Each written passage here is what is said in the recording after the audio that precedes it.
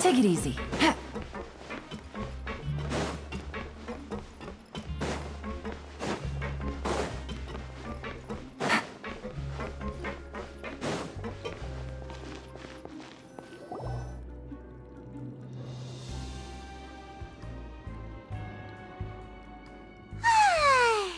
Now for a little rest after breakfast. This is the life. Wait a sec. Isn't something important supposed to happen today? Oh, today's our big day! We're supposed to leave the Fortress of Mirapede! Come on, we've got to go complete the release procedures now!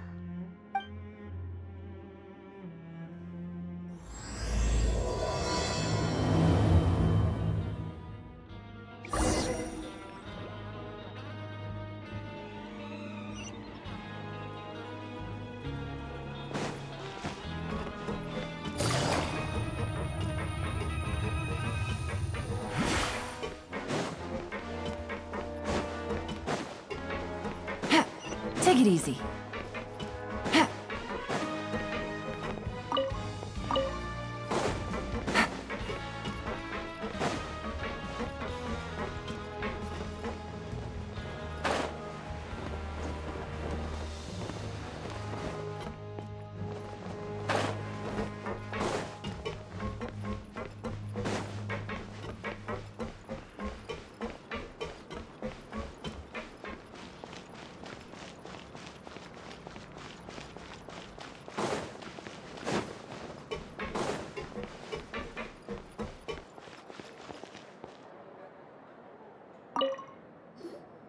Please, sign here. This document will be effective immediately upon signing, and you two may exit the Fortress of Mirapede via the regular channels. It's been so long since we've been to the surface. Let's hurry up and... Huh? What's happening?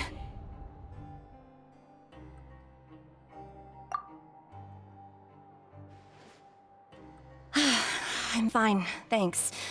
But I wonder what that tremor was just now.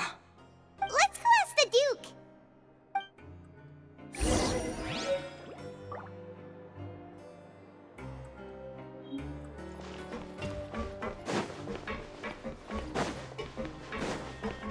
Take it easy.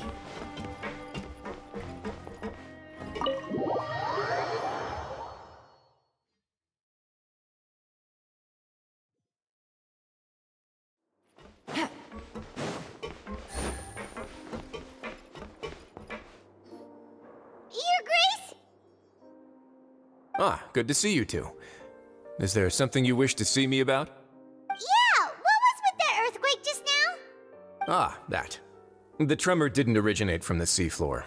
In fact, it seems it came from the surface. Over the years of serving as the warden here, I've developed a sense for distinguishing between what occurs on the surface and what occurs underwater. Besides, the seal that Monsieur Neuvillette set in place won't fail so easily. So the fortress is okay? If you recall our last incident, if there really were a problem, there would be crowds of inmates in a panic right now. Huh, you've got a point. Okay, seems we need to get back up to the surface and ask about what happened. By the way, do you know what day it is today? I believe today is this month's pipe cleaning day. Wait, seriously?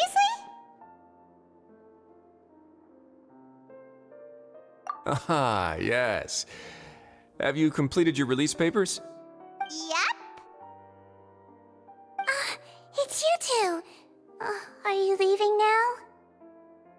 That's right! Today is our last day in prison! But now that Paimon says that, it doesn't feel like we were confined here. It's actually been pretty nice! Oh yeah, Paimon feels fond of this place now! Then be sure to come back and visit. I'll miss you. If you've signed the release papers, then you're free to go. The guards will escort you out. You're not going to see us off? I knew you'd ask. All right, sure. Let's go. Well, you actually agreed. No worries, you must be busy. Paimon was just joking. Ah, so you do have a polite side, I see. After being down here for so long, I imagine you must feel like you're lacking companionship. Shall I come along too? Yeah, don't worry, we'll come back to see you. Paimon really likes the cafeteria here. The chefs sure do know how to make good grub. I hope you won't be here as convicts the next time I see you. We'll do our best to stay out of trouble. Well, it seems our work in the Fortress of Meripede is finished. That's the end of another chapter in our journey. And since Nervlev was the one who asked us to come here, we should probably go report to him now. Next up, the Palais Mermonia. You're going to see Monsieur Nervillette? Please pass on our kind regards. I'm sure just your regards will do, no? I believe it would be the polite thing to do. You're right. I've heard the Palais has been terribly busy these days. Tell him that I hope he hasn't been overwhelmed by the recent string of troubles.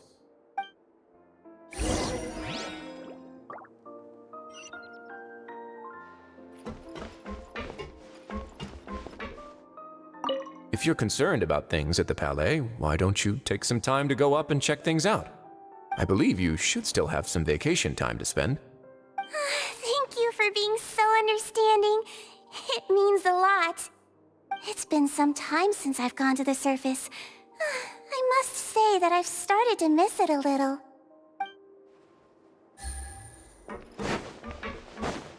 Take it easy.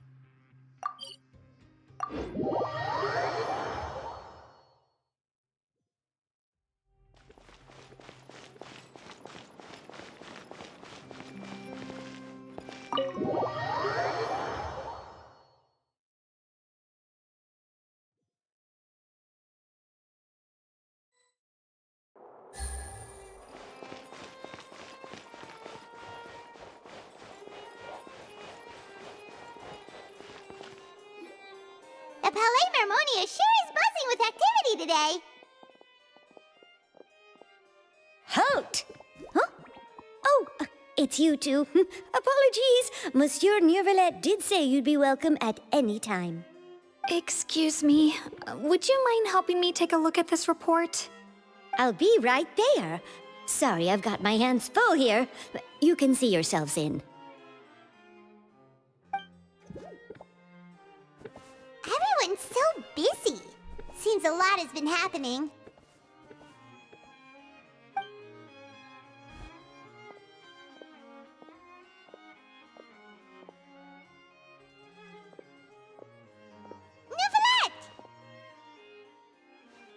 Hello.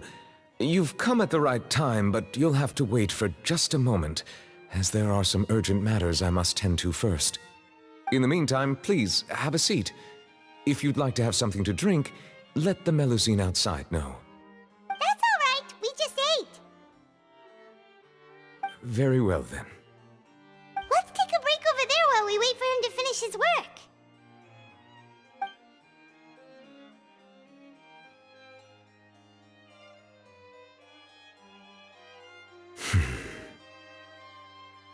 All right. That should wrap things up for now. Are you done with your work? Yes, sorry to keep you waiting. Today should be the day you were released from the Fortress of Meripede, and it appears that you have managed to complete all the release paperwork. That's right, and we came here to see you right away!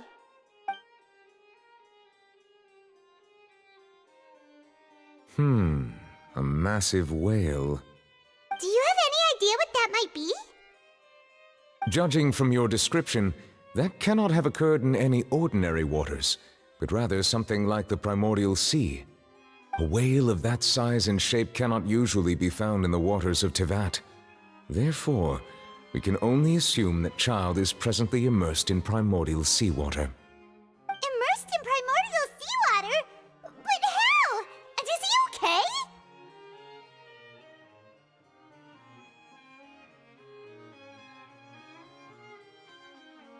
Most people wouldn't be capable of entering in the first place. I'm not completely sure how he could have gotten there myself. Yes? What is it? Ah, right! Paimon felt it too! We asked the Duke and he said it wasn't from underwater, so we figured you might know something about it. It turns out that I have just received a report about this particular matter. In fact, that's exactly what I was busy with a moment ago. The source of the tremor was here on the surface near Poisson. After the shaking stopped, the water levels in the Poisson area rose at an alarming rate. The water levels rose? Oh no! What about all the people there? Fortunately, the water levels only rose for a short period of time and have already returned to normal now. However, I still have a bad feeling about the whole phenomenon. If the change in water levels is connected with the leaking primordial seawater, then the situation in Poisson may be much worse than it appears. Navia should be in Poisson, right? We need to go check on her! I would also like to go there as soon as possible, but I'm afraid I can't leave just yet. We must immediately formulate disaster prevention plans for the surrounding coastal areas to avoid potential catastrophes. I'll have to ask you two to go to Poisson first. I'll meet you there to check on the situation once I've finished things here. There's no time to lose! Let's get going! Please be careful.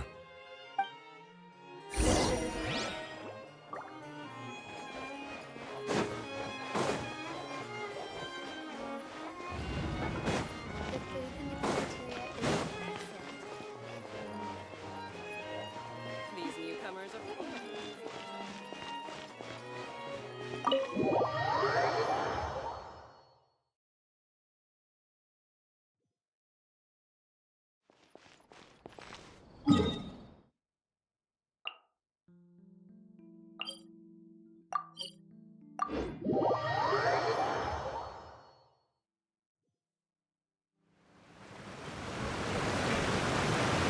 Oh no! What happened here?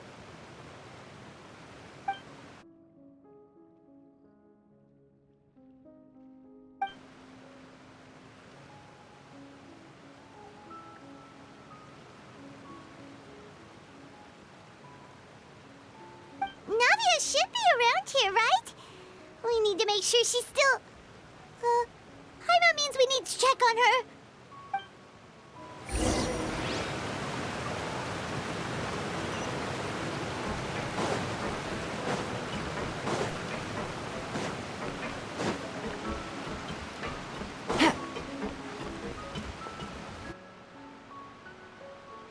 We haven't seen a single soul all the way here. Oh, this is getting scary. What will I ever do now? Look, there's someone on the roof over there. Just stay put! We're coming up! Watch your balance! All right, just hurry!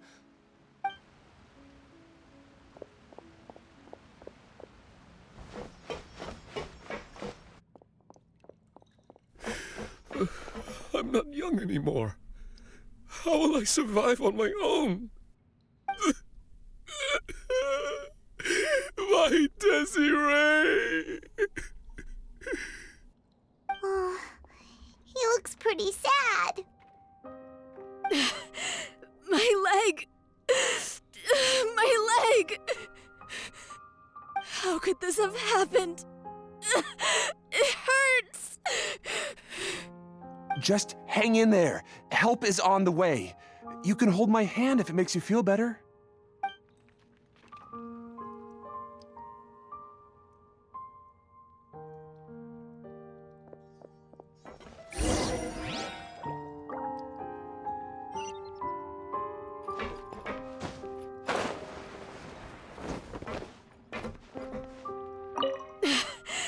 My leg! My leg! How could this have happened? It hurts! Just hang in there. Help is on the way. You can hold my hand if it makes you feel better.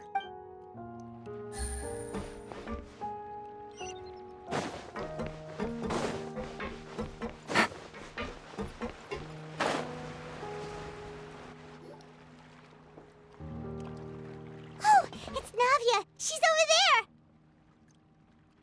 Hey, Navia! Are you okay?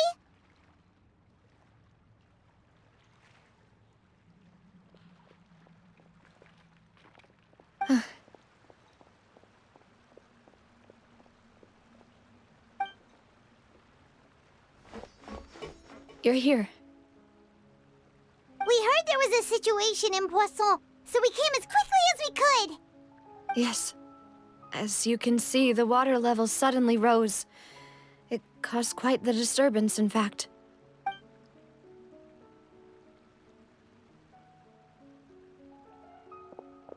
Demoiselle! There was a wounded resident next to a building southeast of here. We've already transported him to safety, but we've run out of medical supplies. He's wounded?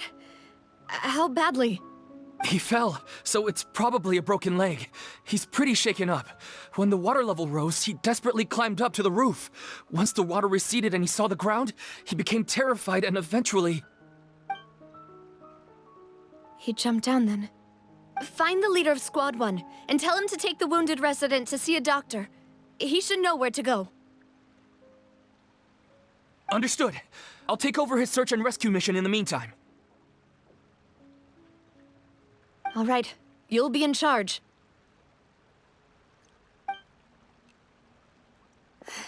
I'm sorry. Where were we? The situation in Poisson? Ah, right. Allow me to explain. A little earlier, we suddenly heard a loud noise. At first, everyone thought that something might have exploded in the waterways. But before we knew it, water started pouring out from everywhere. The rushing water seemed a little odd, almost like the unique color of primordial seawater. Some people didn't realize the danger and thought it was just ordinary water, leaking from somewhere. Everyone on the street who happened to be close to the water didn't have a chance to escape. As the water levels rose, they suddenly disappeared. They were all dissolved. Those who realized what was happening started to flee in a panic, desperately trying to get to higher ground. Many were injured in the stampede, and some people fell from significant heights.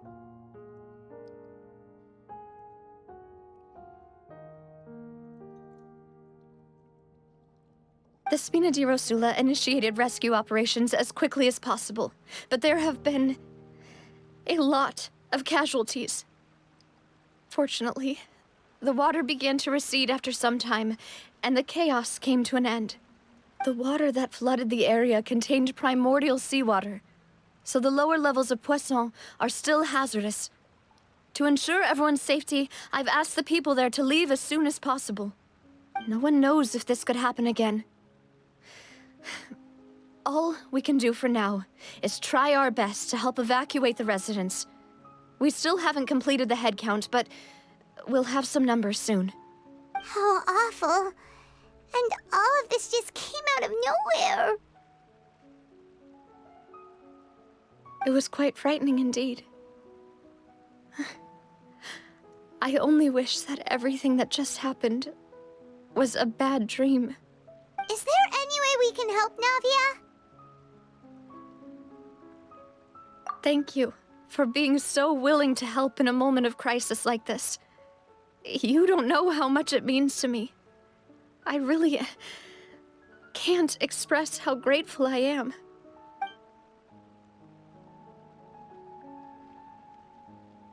Don't say that, Navia. That's what friends are for.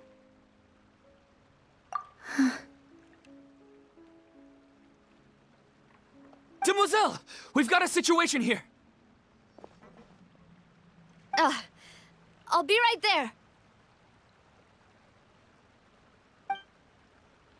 Sorry, I need to go for now. And off she goes. Seems it might be a while before she can take a break.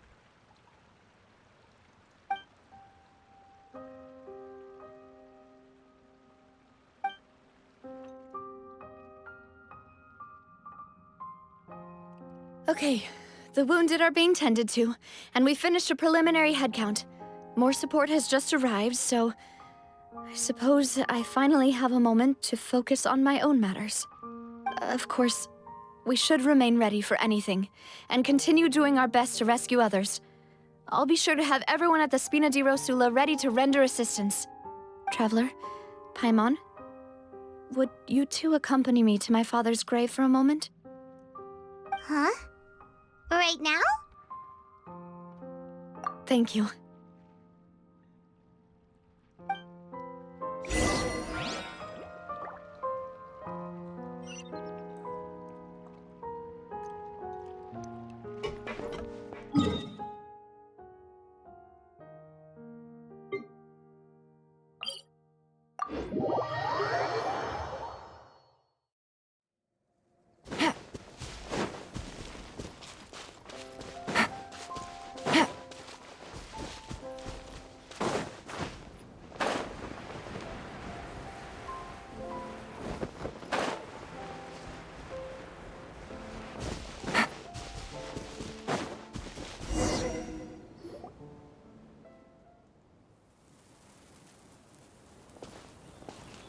Not a lot of people here, huh? Well, given the time of day and the whole situation in Poisson, Paimon doesn't think there'd be a ton of people here visiting graves. Right. That's how things are now. The living are so exhausted that they've no strength to spare any words for the dead. Navia?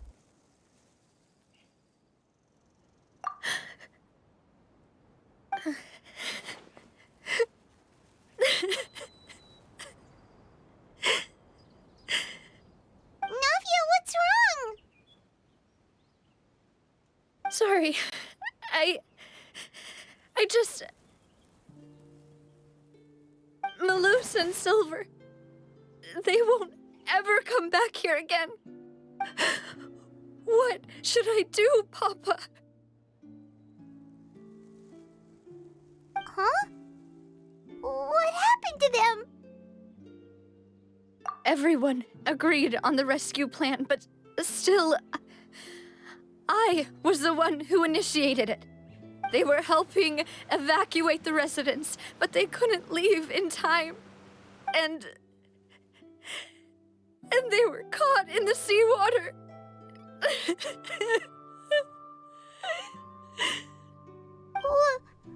What should we do? I've known them for so long.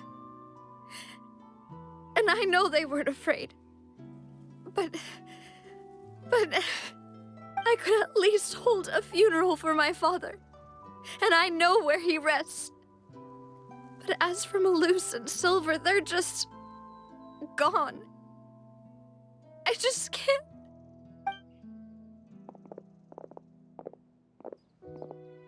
Everything looks so clean after it rains. Even the gravestones. I didn't expect that you'd enjoy a glass of red wine in front of Master Callus's grave. I can understand. Besides, the scenery here isn't half bad. See, it's not just me. I always want to bring something when I visit Papa. Perhaps we might even have a picnic. He wouldn't be angry, would he? How could Master ever be upset with you, demoiselle? Yet the cemetery is the home of those who have passed, is it not? Everyone ends up here sooner or later, no matter who you are. Buying yourself a plot in advance, are you? No need yet. But when I do, I hope you'll let me be buried beside Master Callus, demoiselle. Hey, stop joking around. I'm quite serious. That way, it will save us both the trip to see each other whenever you visit your father's grave. That makes sense. In that case, could I be buried on his other side? After all, besides you, demoiselle, the two of us could certainly be considered Master's closest companions, no? Personally, I believe we fill those shoes just fine. Why are you bringing this up all of a sudden? Seriously. All right. I'll remember your requests. But I'd really prefer not to talk about this stuff. And what do you mean by saving me a trip? I'd make the journey even if I had to visit you two somewhere else. I'd promised to let them rest in peace here. But here I am breaking that promise. I'm sorry for letting you see me in a mess like this. I don't usually cry, really. Paimon doesn't know how to help you feel better. But, well, she understands how you feel. I had always thought I could make my wishes come true. But now that I think about it, that never solely relied on me. Many things can only be accomplished with someone else's help. Malus and Silver have helped me so much. But by contrast, I could do nothing for them. I'm so sorry. You can spend as much time as you need here, Navia. We'll stay with you. Thank you. Right now, you don't know how much that means. By the way, you can have a look at this. It's a list of victims from the incident that took place here. Obena, Khan, Burnett, Giverny, Francine, Karina, Daisy Ray, Joinville, Julianne, Esson, as well as Malus and Silver. So, everyone else is safe. But still... It's okay. I know what you're thinking. And you're right. We lost Malus and Silver. But we were able to save more than we anticipated. The overall outcome indicates that the cost was worth it. Right! Don't think that way, Navia. One person might be saved at the expense of another, sure, but that isn't something we should ever consider a trade. Malus and Silver were not the price for saving anyone. They're heroes. You're right. Thank you, Paimon. What you said just now was pretty amazing, actually. I'll remember your words. Oh, really? Seems you've become more eloquent in the time since we last met. The knave? What are you doing here? Is everything going well on your side? Yes, my people are carrying out the mission according to your request. All the residents of Poisson have been evacuated, and we're preparing to relocate them to higher ground.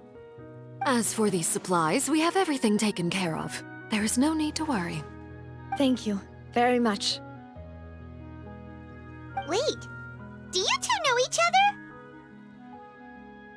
We just met recently. Right, Miss Navia?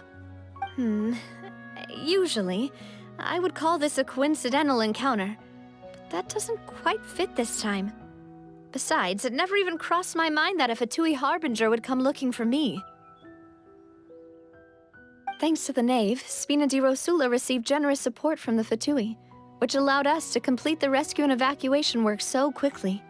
Mutual aid is essential to fostering positive developments. We were already in the area, in any case, so it was nothing. That said, I must say that you're a lot sharper than you let on. I'm sure you understand what I mean. I apologize for all the ways in which I tested you previously.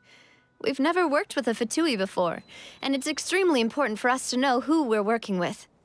My subordinates have reported that Fatui soldiers have been observing water levels and taking head counts in various locations. I hear that they've also prepared a large amount of emergency supplies. I'm quite surprised. This is nothing to brag about, nor do I intend to. It is simply the way of powerful organizations to act forcefully, whether they are doing good or ill. You've witnessed that firsthand, in any case. As I've told this traveler before, I know of the prophecy, and I intend to prevent the impending disaster. Lending your organization a hand was a natural first step in accomplishing that. As such, do not be troubled by this token of our sincerity. Perhaps one day, you'll also be able to help me in the same way. Without your help, there would have been many more casualties. I won't forget your kindness. Furthermore, I sincerely regret what happened to Malus and Silver. I only wish that my people could have arrived a little earlier to prevent this from happening. Don't say that. You and your subordinates did everything you could. As Paimon said, Malus and Silver didn't choose to sacrifice themselves for any specific person, and they weren't the price paid for other salvation. They chose to become heroes themselves. I've never liked hearing people put it that way. It's like trying to relieve pain by saying some noble-sounding words. But right now, there's nothing more suitable. They really did become heroes. You're right. I'm sorry for your loss, Miss Navia.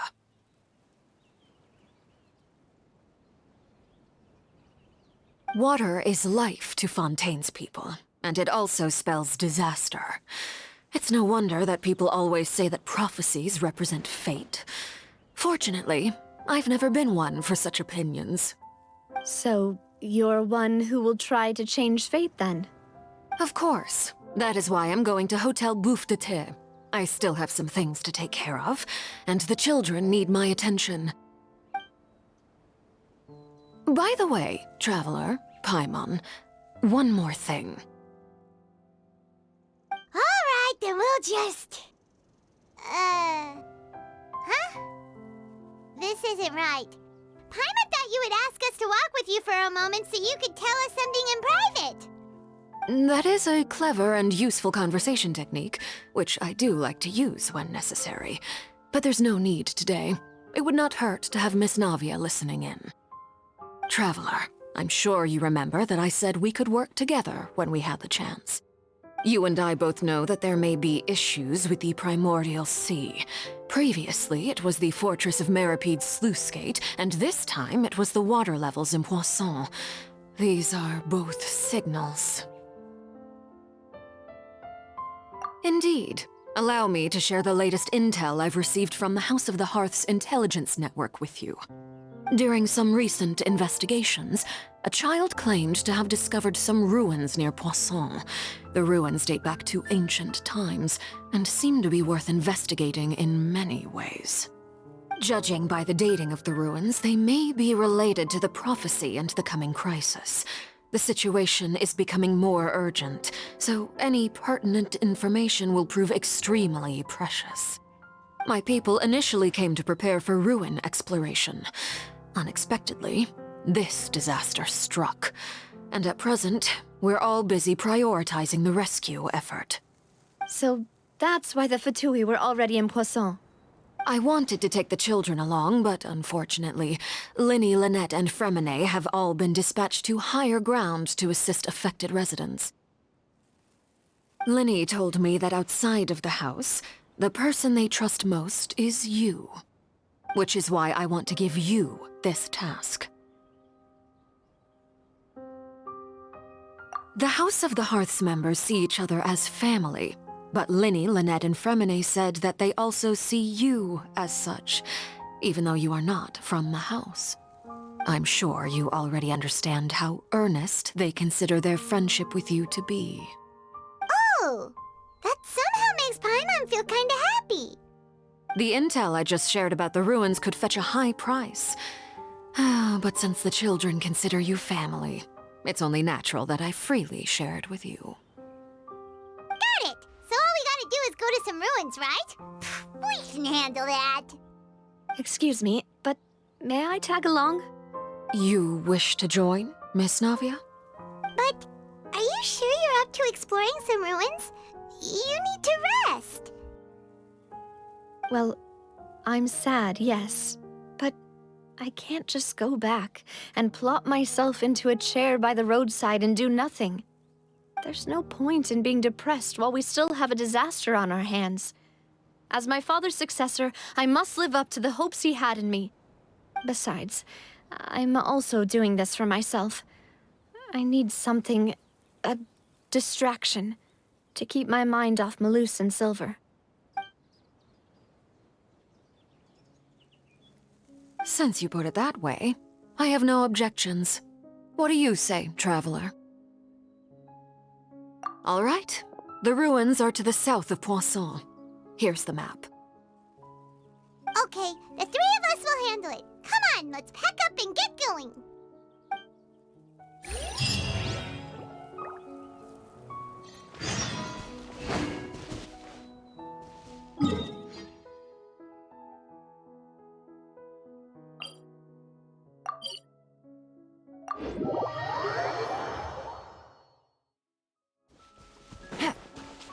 Take it easy.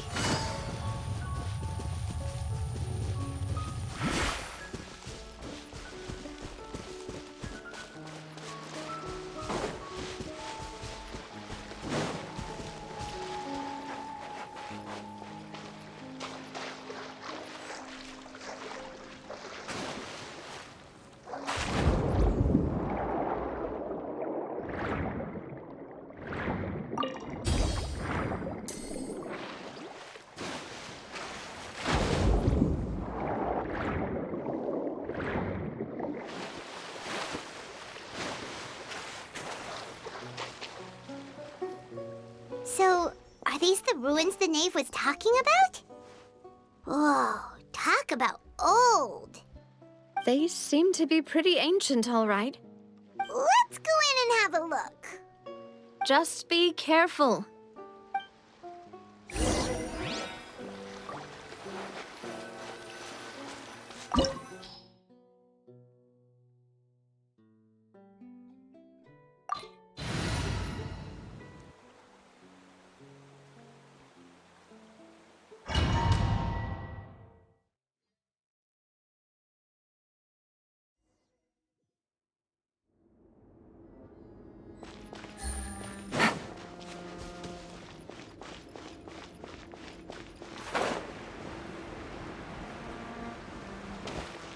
Take it easy.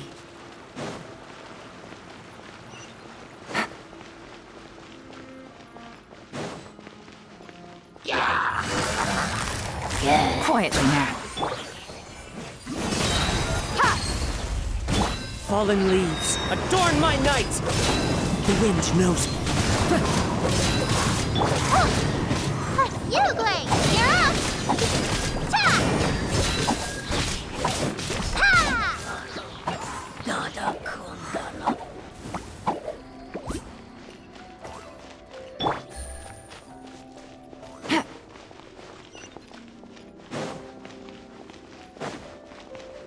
What?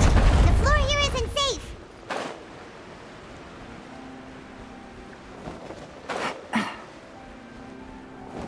Take it easy.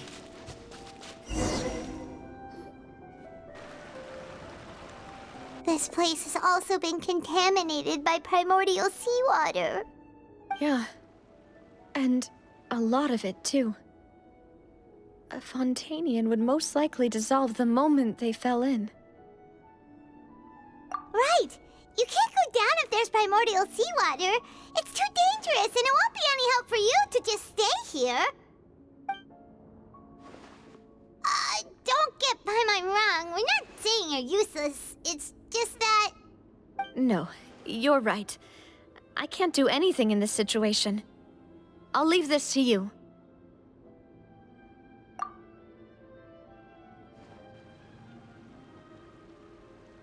That complicates things. Maybe the only way left is forward. In that case, do you want to wait for us here? The water levels here are unstable, and there's a chance the water will rise. So staying here wouldn't be safe either. I'll go together with you. Perhaps we'll find the exit just up ahead. All right. Come with us for now then, but please be careful.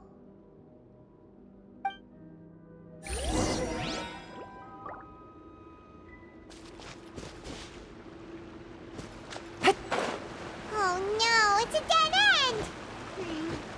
Let's try climbing over from the side.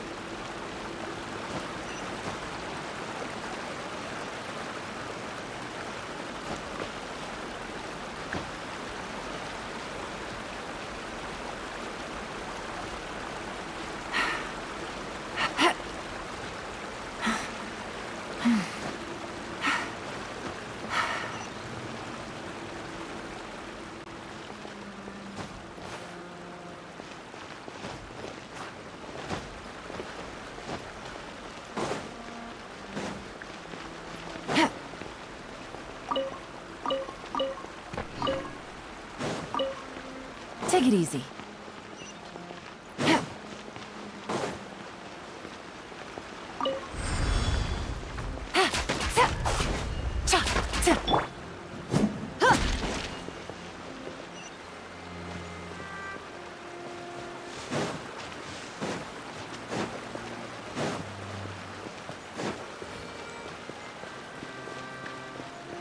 Wait, there's something wrong with this bridge!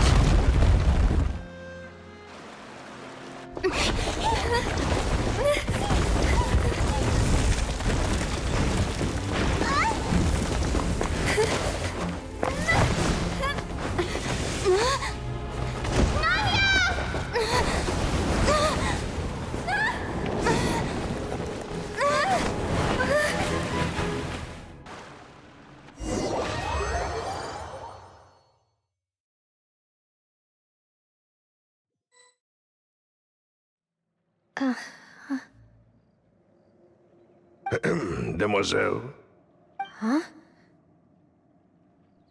Demoiselle, what are you doing here by yourself? Would you be standing here till dark if I hadn't come to get you? Maybe she just wants some time to herself, Malus. Oh, was I sleeping? Yes, it would appear so. I must be tired. That's quite possible. However, you were the one that suggested we go out for a walk. Oh, right. I nearly forgot. It must have slipped my mind when I dozed off. I haven't had a nap today yet. Have I? This is a familiar feeling, yet something's a little strange. Is something the matter, Demoiselle? Oh, no. No, I'm fine. I was just trying to recall why we came out for a walk. Do you remember Mr. Giverny? He'd requested our help before with foreign merchants who had a debt dispute with him, and we'd resolved the matter not long ago. We were headed to see how things were going with him at the moment. Ah, right. Yes. I remember now. Oh, Miss Navia. Ah, Mr. Malus, and Mr. Silver, too. It's good to see all of you. How have you been?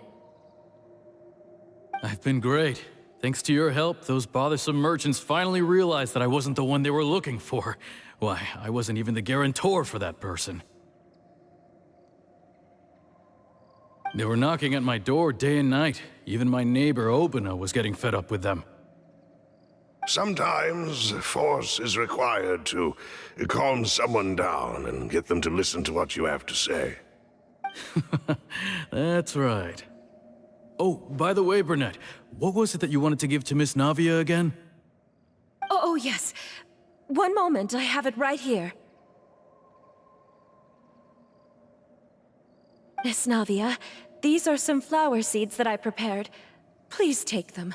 They're a very good variety, and they'll become very big and beautiful once they bloom.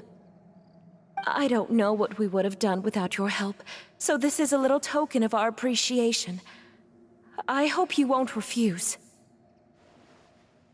Ah, did you cultivate them yourself? Thank you so much. I'll certainly take them. Malus, we do still have some empty flower pots at home, right? Why, we can have as many pots as you'd like, demoiselle. Perfect. In that case, we'll swap out some of the decorative plants for some of Mrs. Burnett's flowers. Very well. Wait. Something seems to be off here. Excuse me, madam. If I'm not mistaken, your name is Burnett, correct? That's right. Is something wrong? No, it's nothing. This is the first time we've ever met, but your name seemed familiar to me. I must have heard it when I was discussing things with your husband previously. I've heard this name before. Sometime recently, I'm sure of it. And why are there so few people around here? Where did everyone go? We must mind the time, demoiselle. We still have important things to attend to today. Huh? We do? Like what? Well, now, did you forget? Miss Navia, here you are. I've been looking for you. Please, come to the Opera House. Your trial is about to begin. My trial? Wait, why would I need to go to the Opera House? Yes, she's right, demoiselle. It's just about time now, so we should get going. Oh? All right then.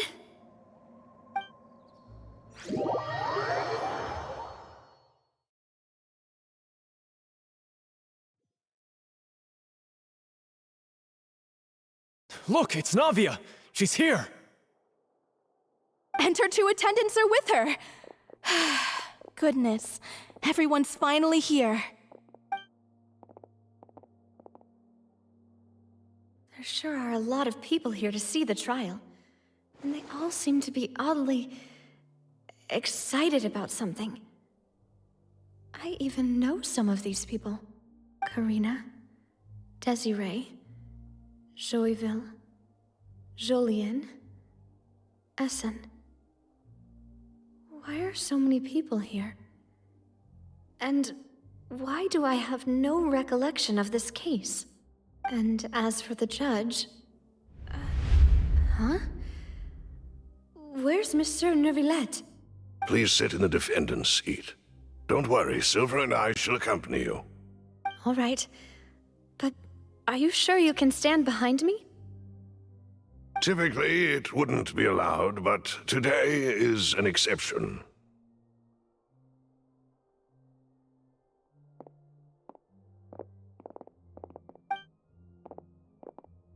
Hey, what kind of place do they think this is? Come on, do they have any idea what they're doing? Seriously. Enough with the whispering! Could someone please tell me where Monsieur Neuvillette is? And why I'm standing trial? My dear Miss Navia, have you not yet realized what you've done? In that case, allow me to explain. As all here know, you are Master Callus's successor, the head of the Spina di Rosula, someone held in high regard by every soul in Poisson. After you took over the Spina, you treated all of us just like the late Master Callus had. If anyone in need reached out to you for help, you responded.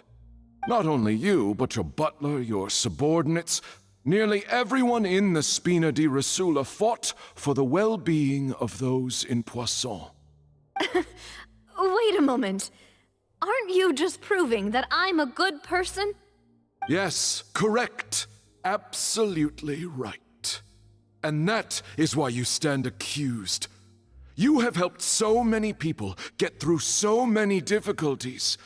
You are one with us. We are inseparable.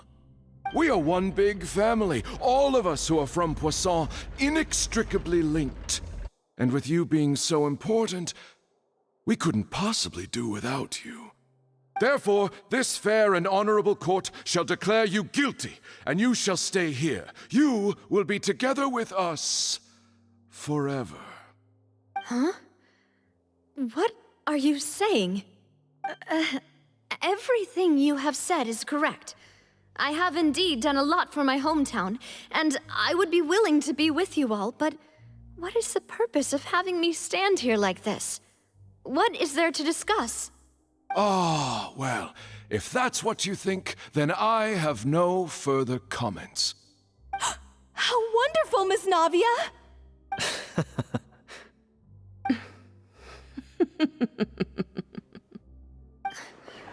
I know all these people. Why are they laughing? I seem to remember now. Yes, I get it. This trial is... Wait just a moment. This isn't right! Malus?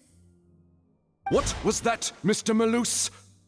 Our conclusion is very clear and unanimous. Let the court judge her now. She's guilty! Stay here, Navia! You're one of us! Demoiselle, don't admit guilt. This trial means to keep you here forever.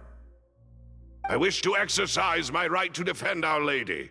Mr. Joinville, you only know of Navia's goodness, but nothing of her utterly independent mind. She was born a free and independent spirit.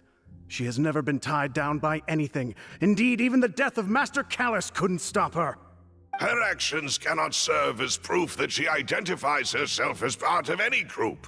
She merely acted as an individual, extending her hand to help others. Please do not mistake her actions as being otherwise. Really? As an individual, you say? Don't forget, we are all Fontanians here. This is the nation of justice, the nation of Hydro. Even if Miss Navia only voluntarily rendered her assistance, that doesn't change the fact that her beautiful soul must return to everyone. Water accepts all, blends with all. It will surely accept her kindness. Everything is measured here in the nation of Hydro, and in the end, everyone shall meld together. Thus, when a unanimous opinion emerges, that opinion represents justice. Now I speak for everyone. Our opinion is consistent. Navia should stay. We and Navia are one. And you would call this justice? Preposterous. You are merely jealous that Demoiselle still has a chance to exist as an individual. Have you forgotten how much you all once longed to become individuals, to become independent? Do you mean to defy our justice? If your justice is flawed, then why should we acknowledge it? As you said, we can also have our own justice. Silver and I shall defend Demoiselle. And that is how we will enforce justice. Ugh, my head... It hurts. Demoiselle! Silver, it hurts. My head is spinning. All I can see is stars swirling in front of me. I remember now. Everything that seemed odd from the very beginning.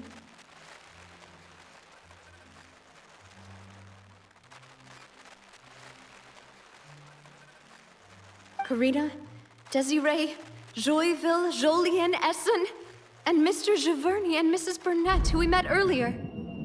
Even Malus and Silver. I don't want to admit it, but they're all dead.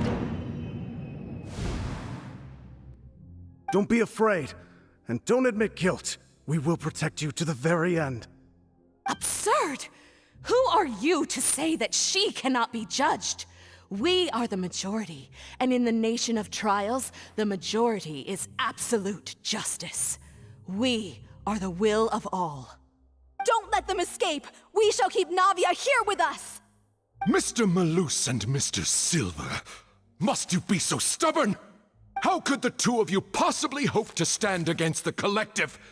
Do not resist. This judgment is fair and just. Navia belongs to us. After all that happened, she should not be left alone in Poisson. What are you saying? No more excuses! He says we're jealous. Jealous? How could she possibly be an independent individual? What's with these people? Who's jealous of her? She belongs to us! Miss Navia, she... Silence! That's...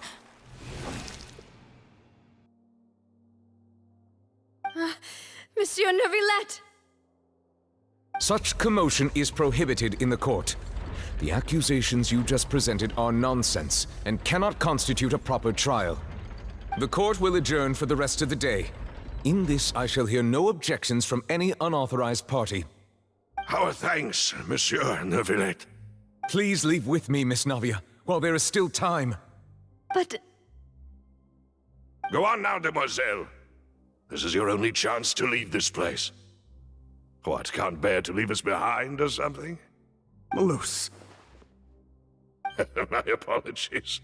I couldn't resist making one little joke once I realized that this shall be our last goodbye. Malus... Silver... Quickly! You must come now! Goodbye, demoiselle. Farewell.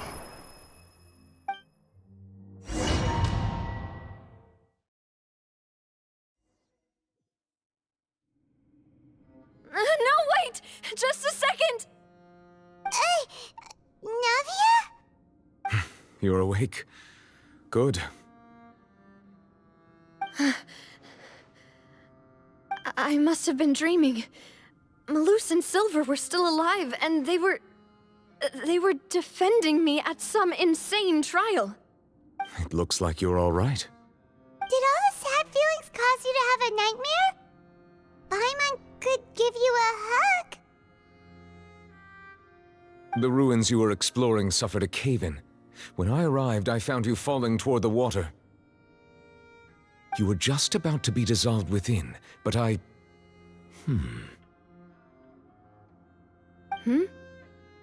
What is it? I think I saw 2 Oceanids protecting you. It was only for a moment, perhaps even a fraction of a second, but they gave me the chance to retrieve you. Were it not for their intervention, I would not have been able to rescue you before your consciousness dissipated. Wait, did you say Oceanids? You mean like what happened with Vacher?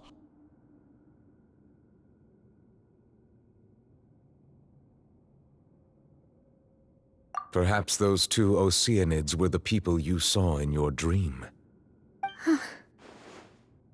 I always told them that they didn't have to protect me. To think that they'd keep doing so even after death.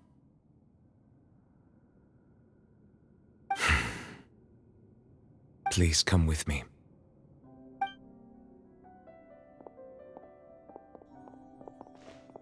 Neuvillette, are you okay?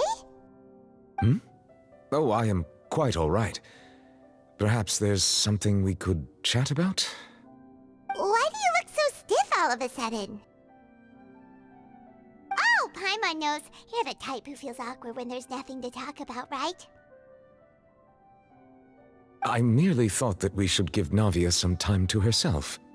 Huh? Why didn't you just say so then? Don't you think it's even more awkward to call us over like this and then have nothing to talk about? I I suppose so. Ah, Sigewinne. I hope all is well with her these days. Her work in the Fortress of Meropide has not been too much for her, has it?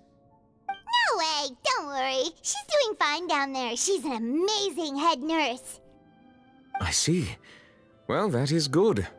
I have always worried that Sigewinne would need a lot of time to understand the world of humanity, just as I have. Oh, and the Duke also says hi. Even though Sigewinne made him do that. He hopes that you haven't been overwhelmed by all that's happened lately. Thank you. I have indeed been busy lately, and I also hope that everything is going well in the Fortress of Meropide. He still doesn't know what to talk about. Let's chat about something else then. So, Neverlet, you're probably quite the swimmer, huh? Mm-hmm. Yes, of course. This isn't going anywhere. Let's try something else. How did you find these ruins? Did the knave tell you? Yes, in fact. I had arranged to meet you in Poisson, but when I arrived, I discovered that the Fatui were helping the residents evacuate. They had even transported a large quantity of supplies to the area. Amid my astonishment, I ran into the knave, and we had a chat. She informed me that she had asked you to investigate the ancient ruins here. Yeah, we originally planned to meet up with you, but we thought you might still be busy with all those official documents. We didn't think exploring the ruins would take very long, and who would have thought you'd wrap things up so quickly?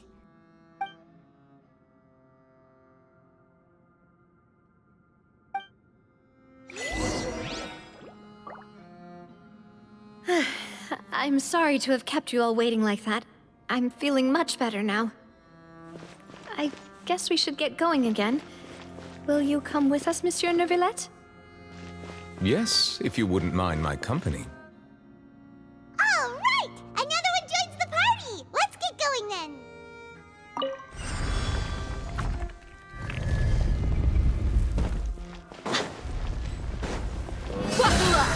Yeah. Yeah, stay put! Busted! Into the wind! Dada Kundala.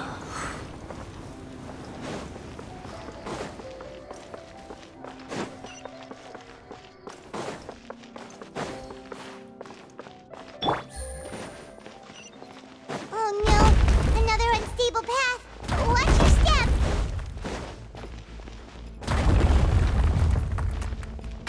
Yeah. Yeah.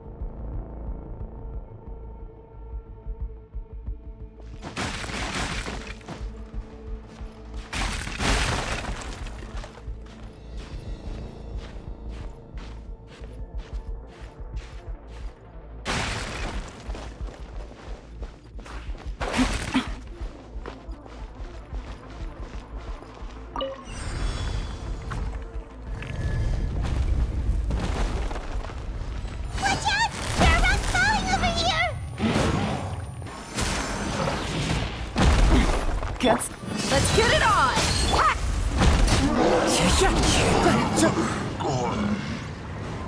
Time to go.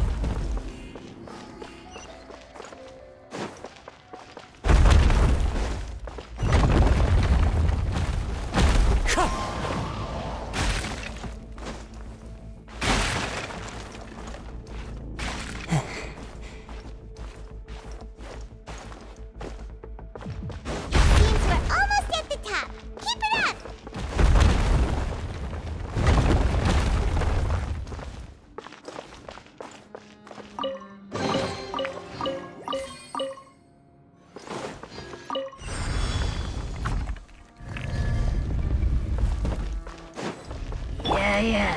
You, Glenn, you're up!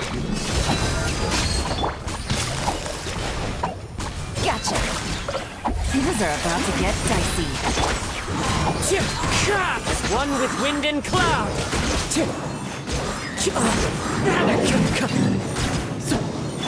Don't be scared!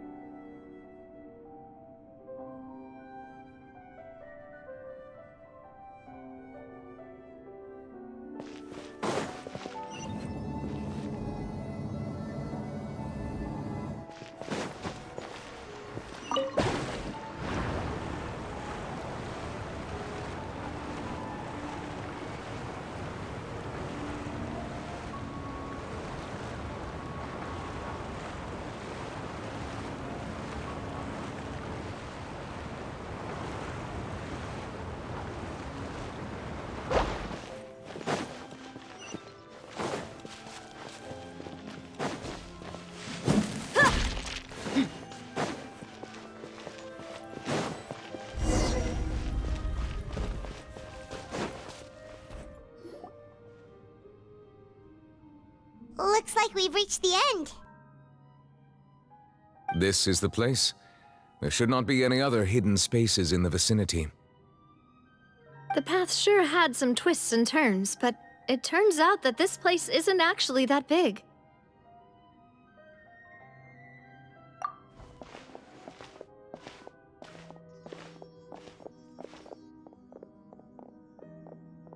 Stone slates?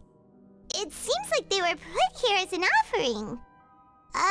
Could we take them down and have a look? Perhaps we should just leave them be for now.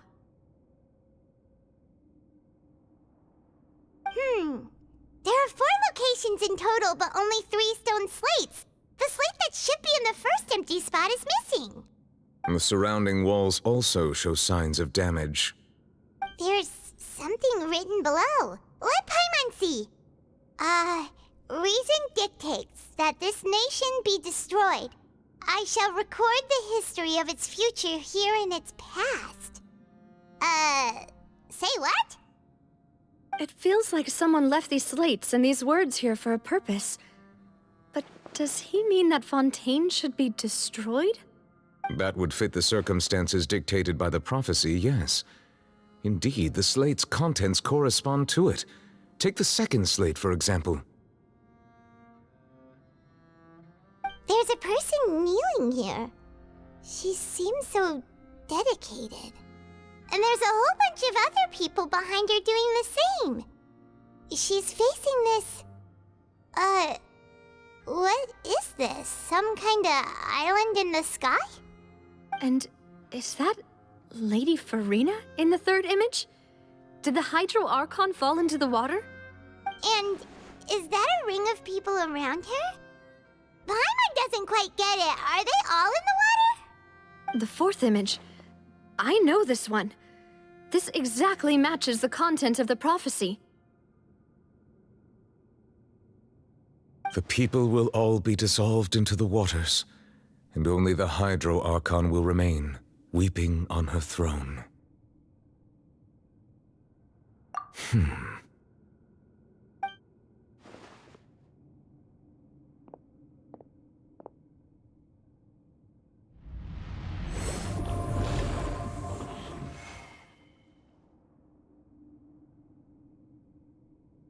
More information should be hidden in these slates, but I fear I cannot easily uncover it, most likely due to us missing the first slate.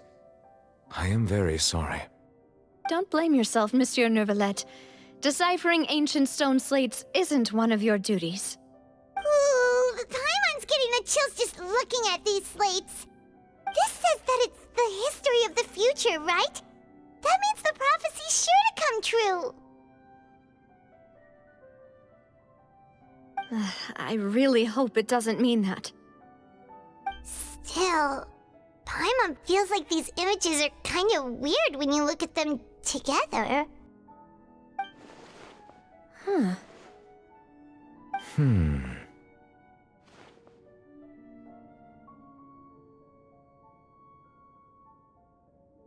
That's right!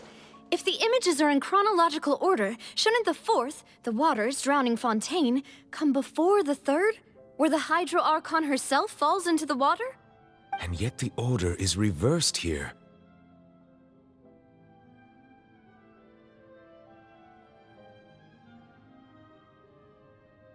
If we go by timing, Lady Farina only emerges in the third image. That means that the person in the second image might be the previous Hydro Archon.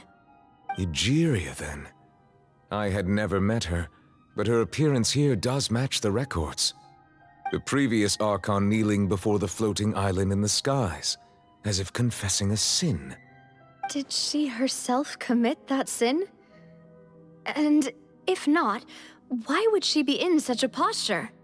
Also, I'm still wondering why these ancient stone slates are here at all.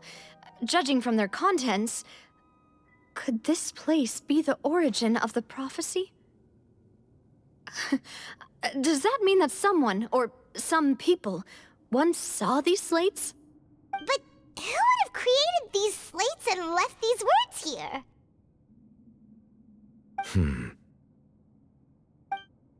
It seems that any further clues will have to come from Farina. In that case, there's no time to lose. There's nothing else to be gained here, so let's head back first. Yeah, we better get somewhere safe for now.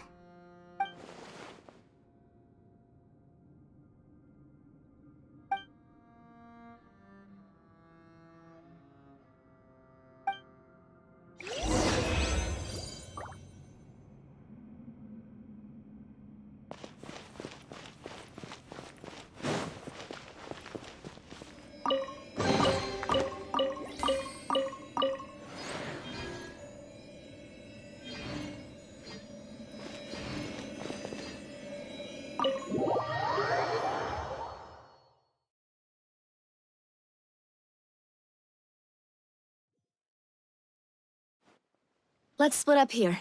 I'm going to check on what's happening with the Spina. You know how it is. There's some things you just need to be there for yourself. You still have energy for that, Navia? Paimon's already beat! Just head back to the Fleuve Cendre and have a rest then. Thanks for keeping me company all this time. I'll depart as well. Thanks for your hard work today. Rest well, everyone. Traveler, I will go talk to Farina tomorrow morning to ask about the stone slates. I'm sure that you're concerned about this matter as well. If you have time, drop by my office. I will share the results of our discussion with you. Are you really gonna talk to her about this directly? Will that be a problem? Paimon's getting a little scared now that it's come to this.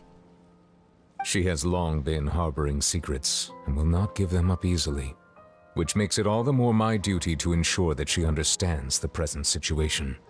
Alright, we'll leave it in your hands then. You're probably the best person to talk to her anyway. I will be carefully considering my words tonight. Traveler, Paimon, our safe house at the Fleuve Cendre is always open to you as ever, so please don't think you're an imposition. All right. I'll be on my way then.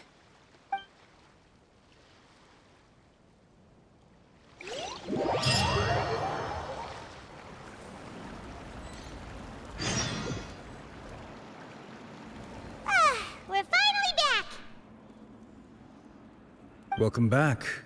We've got a special menu prepared for you two tonight. Yay! And there's good food too! Navi, no, the boss is the best. Ooh, desserts! Nice! These are all Paimon's! Paimon's already starting to forget what happened today. Oh, that voice. Is that who I think it is? Huh? It's you two. What are you doing in Fontaine?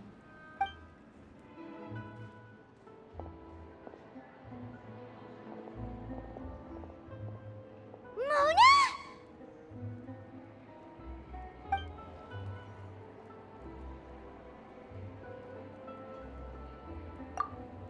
seriously, nobody just uses a scry glass whenever they've got time to just see who they'll meet on the road. Still, we didn't expect to see you here. Wait, you're not a Fontanian, are you, Mona? Well, I have some business to attend to here, so I booked a hotel in the city. I was just out for a stroll when I bumped into you. Quite unexpectedly, if I might add. Why did you think I was from Fontaine, though? Is that because Magistus doesn't sound much like a Mondstadter surname? Yeah, let's go with that. Well, I used to have my own surname, which was, well, some other thing. Either way, the old hag told me when she took me as her disciple that the first step to being a great astrologist's pupil was to change that name. There was nothing for it, really. She really is amazing at astrology, so I changed my name to what it is now according to her wishes. To my surprise, however, Magistus is not the name of some ancient house or clan. It isn't? Nope. Although it is used by us in place of surnames, it generally just means great. Wow! Imagine including a boast in your name. Wait, are you gonna have to put that into your genealogy as well? I reckon so. In any case, I'd give my disciple a name like this as well, if I were to take one.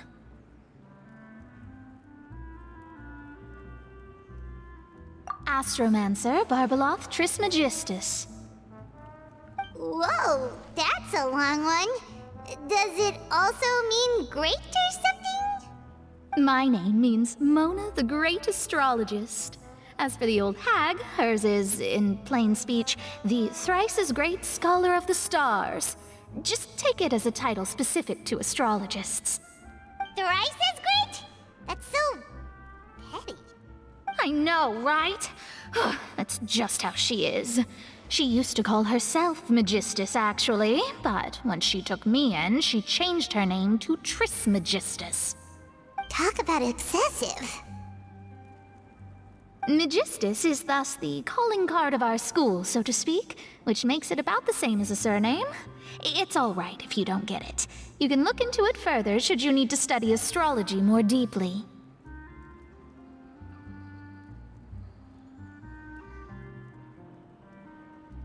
That sounds terrible! But anyway, you're not Fontanian, are you, Mona? You're from Mondstadt, right? Well, I was born in Mondstadt, yes. My parents migrated to Dornman Port, and I traveled with the old hag for a while, after which I settled down in Mondstadt City. Oh, that's a good thing then. At least we know you won't be dissolved by Fontaine's waters. Speaking of that, I'm sure you're aware that a bunch of things have happened here in Fontaine, right?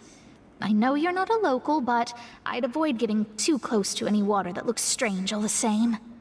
There's something ominous about it. Well, the water, I mean.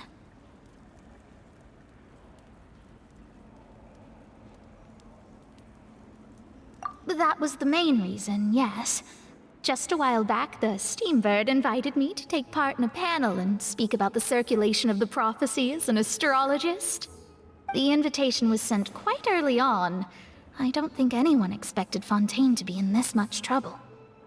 What do you make of that prophecy, Mona? Just tell us what you think as an astrologist. Your word would go a long way to make things more certain and less scary.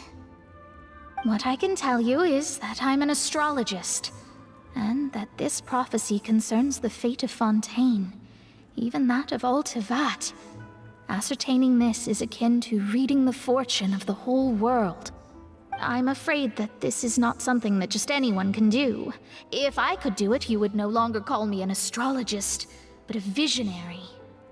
But on the flip side, the prophecy is so huge and powerful that it must surely come from a powerful visionary. Its contents involve the fate of the world. Disregarding it would be a mistake. A visionary? Sounds really powerful and all, but does such a person really exist? Of course. The old hag could do it, and I'd bet there are others amongst those Hexenzirkel colleagues of hers who could do something similar. Huh? Are you sure? All right, I'll help you. It isn't often that I see you with such a serious look on your face. I'll tell you once I hear back from her. Thanks, Mona. You're amazing as always. Oh, well, this is something only I can do after all. So yes, your praises are quite welcome. That's the greatest of astrologists for you! Of all the people we know, you know the star's the best! Indeed, indeed. That's the spirit. Oh, sorry. I came to see what all the commotion was about. If there's anything you need, do not hesitate to inform the Spina di Rosula. Oh, whoops.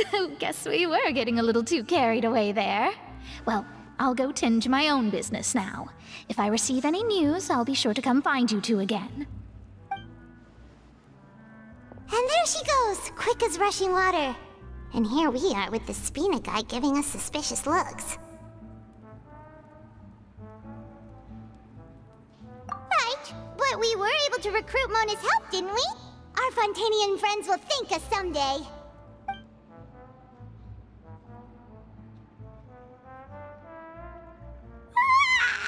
Good morning.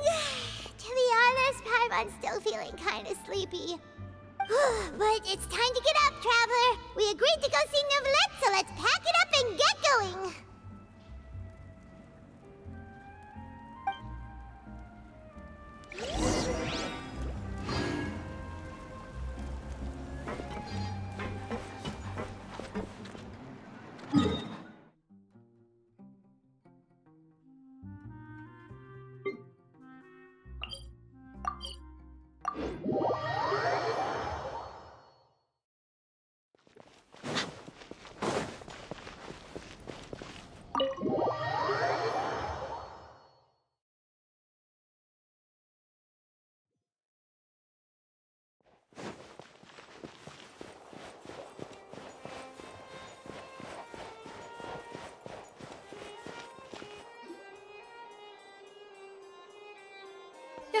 You're here! Finally! Is something wrong?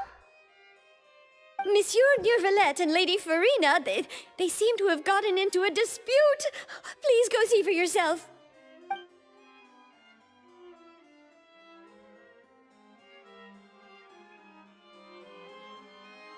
Like I said, I've already explained everything! And yet the problem has not been properly solved. There is little space for excuses between us. It is not my intention to offend you, but please, tell me where you stand. You are the Hydro Archon Focalor, are you not? Look at this. This is a list of the victims from the recent Poisson incident.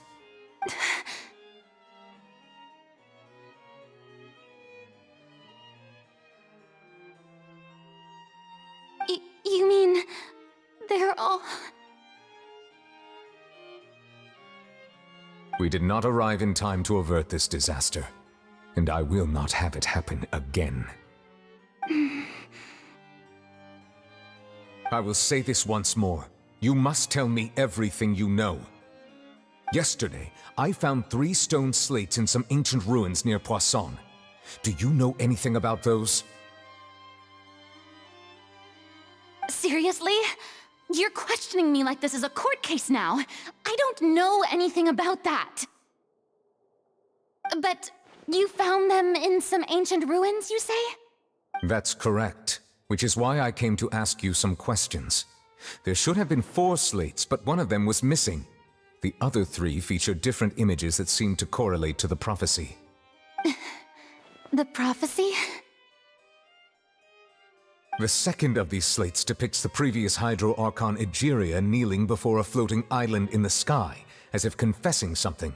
Do you know nothing of this either? I don't. I've never seen such slates. I'll ask you again. Do you really have no information regarding the previous Archon? My deciphering of the slates indicates that the Hydro Archon Egeria once had to confess to, or apologize for, a certain sin. If anyone would know about it, it should be you. All gods don't have the same secrets, you know. She was herself and I'm me. Is it really so strange that I know nothing? I understand your concerns, but I'm sorry. I just don't have anything to tell you. Forgive me for saying this now, Lady Farina, but I have long known of your various secret investigations into certain matters. There are several indications that you have been investigating the prophecy on the sly. This is not strange in itself, considering that you are the Hydro Archon. But it is strange that you should also claim to not know any of Egeria's secrets, as well as do nothing following your inquiries. You have never been as superficial as you have presented yourself to be, nor are you a fool. And yet, your behavior is very inconsistent.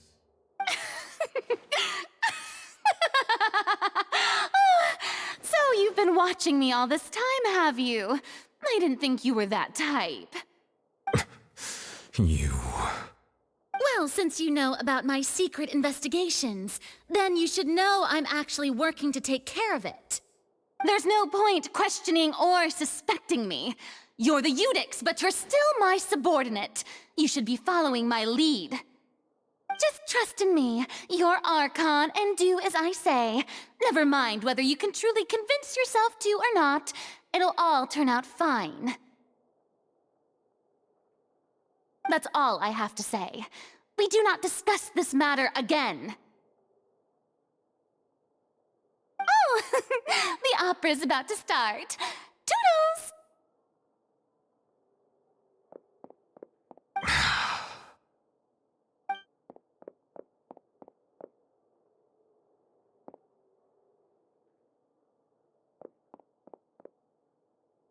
Did Farina not notice us standing by the door? Wonder what's up with her. She was smiling. Huh. She didn't seem in the mood to care if we were listening in or not.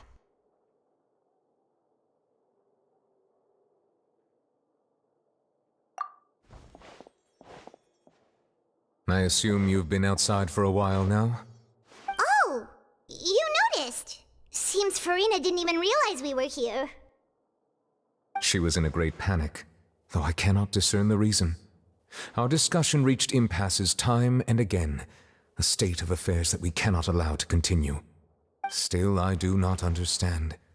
Dialogue is the basis for understanding, so why did she keep refusing to engage?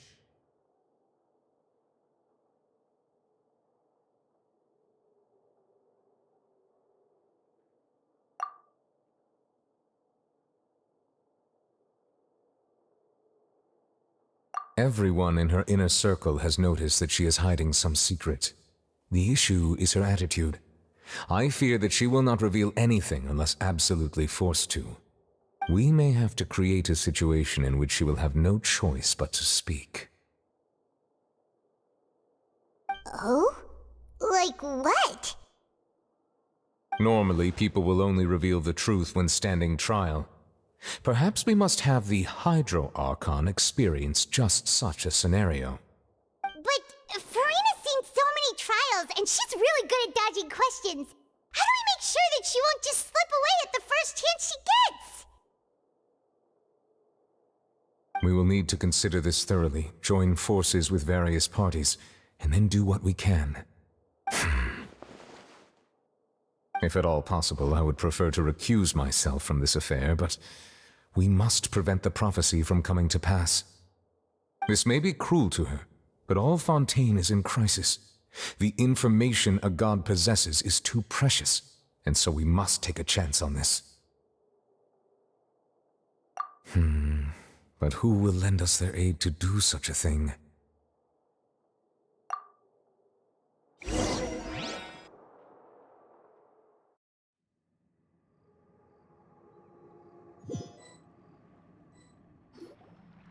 Well, that's everyone, huh? Speaking of which, it was pretty smart of you to think of hiding here. Poisson was just involved in a disaster, so it's presently devoid of people. That naturally makes it the best choice. And here you are drinking tea like it's the most natural thing in the world, huh? That's what family should do. Sit and enjoy a leisurely time together. It's nice to enjoy tea here, you know? Care for a cup? Lend me your ears, everyone. Or perhaps one of you might like to start us off. How about you, friend? Me? No, I don't think I can. Then, how about you, good sir? I fear that I will cause the mood on this boat to become as somber as it is in court. Well then, I guess we're lucky we've got a local like me to organize things. Wonderful, the spotlight at last. I guess I'll be facilitating things from here. That was a little long-winded, don't you think? Oh, you might be right. Anyway, to cut to the chase, our friend here, the Traveler, has brought us together to discuss something. As for what that is, well, let's start by saying that we'll be pooling our efforts together to create a series of traps. Oh, how intriguing. Well, it's just an expression, really. One that I just learned from Chlorand, and used on the spot. So, let's invite her to explain in detail. A round of applause, please.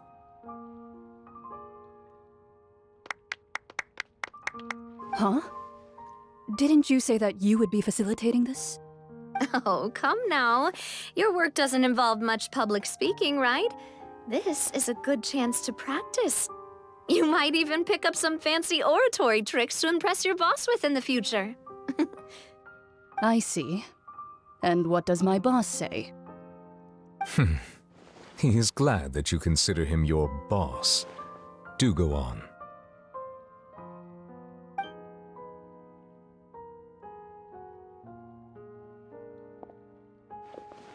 In that case, do any of you have experience hunting? Not that I recall. Fremine and I once used a wooden stick in a basket to catch wild rabbits when we were younger. As for Lynette, oh, right. You were sick that day, weren't you? I've also gone diving to catch some fish before. Does that count? I'm afraid not. You may or may not have heard, but Fontaine once played host to a group known as the Marechaussee Hunters. Though that was their name, they did not hunt animals, but rather various monsters left behind by the ancient dynasty of King Remus. Today, Fontaine's monster population has already thinned greatly, so the hunters have blended back into society, taking up arms in other lines of work. They even left a unique methodology of hunting in their wake. A trap comprises of the following components: bait, a trigger, and a containment device. Sometimes a lethal implement will also be necessary to deal with the prey. So, if we were to build a trap together, right now, what would you choose to build it with? For me, I would prefer something basket-shaped. Pigeons and rabbits will see the bait and naturally enter the snare. Our line of work requires a deft hand, and we're some of the best in the industry, so you can count on our techniques. You used some of those techniques while moving the people of Poisson, didn't you? My subordinates mentioned that you even performed some magic for the bawling children. Yes, and I even managed to gather some intelligence in the meantime. I'm quite the multitasker if I do say so myself. I'm afraid I can't claim that as my strong suit. I prefer more stable methods, like placing bait in the water and waiting for the fish to come within reach. That's the kind of method I would count on. Calm and steady. Exactly the kind of person who would catch loads of fish. And I can be their assistant. With discretion, I'm sure. I'd probably use some sort of mechanical animal. Papa once bought me some small clockwork squirrels, mice, and such. When placed in the forest, they can attract others of their kind. I remember that you liked those too, didn't you? I did. And that would be a good way to go about it. If they're realistic enough, animals of the same kind will follow them all the way to the trap. What about you, Monsieur Neuvillette? I fear I do not have any related experience. That makes sense. You usually solve problems directly, without the use of any such tricks. But I do have one more question for you, monsieur. If we were to create a trap now, how would you design it? I would like for it to be effective, but bring no harm to the prey. A more gentle trap would be ideal. Kind, as always. However, our intention doesn't necessarily change the containment device and the type of implement we need. If we wanted to kill the prey in one strike, we would need a powerful implement. However, that also goes for prey that must be captured and safely contained. Wait, why's that? Only a hunter who's a true expert at subduing their prey can snare it without harming it. The line that divides life and death is often exceedingly thin. So are we going hunting together? Huh. We hadn't thought of seeing ourselves as hunters. It kinda works, but maybe it's still not the best metaphor. If our means of capturing and dealing with our prey is to put them on trial, then the hunting metaphor is actually quite accurate. But we shall require much more courage than any hunter to judge a god, a being whose seat is an exalted throne. Oh, so that's what's going on. Sounds very interesting.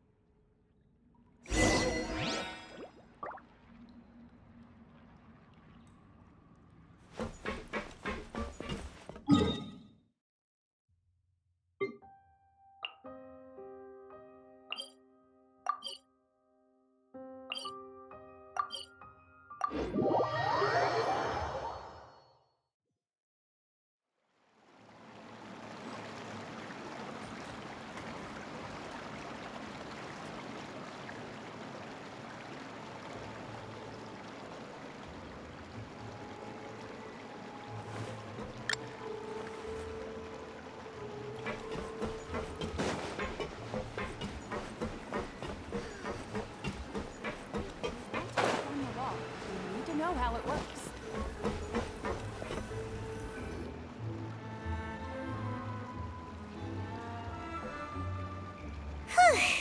It's been a tough few days, hasn't it? So much has been happening. Paimon didn't think the meetings would go on for so long, but everyone seemed pretty fired up, huh? Paimon thought they'd be at least a little frightened. Well, Fremine was, now that Paimon thinks about it, but everyone else just looked a little surprised. Well... It's hard to say. Paimon doesn't have any experience with this sort of thing. But with you around, Paimon sure will do great. After all, you're the most reliable person in the world, aren't you? Huh? Did you just pour some tea? Paimon didn't notice you doing that at all. Then what's that? Paimon's never seen that cup before. Don't be frightened. I'm just joining you two for tea. I merely refrained from saying anything till now. Who's that voice? But there's no one here. Ah, have you forgotten me already? Wait, you are familiar. You're the voice we heard from the sky in Sumeru. The voice from the sky, I fear that description is wrong. Though, not completely wrong. You're feeling lost now, just as you were feeling previously. I sensed that confusion and thus came to you. Guiding people is an irresistible hobby of mine, after all. Consider me a passerby, just accepting a commission from my friend's disciple on a whim.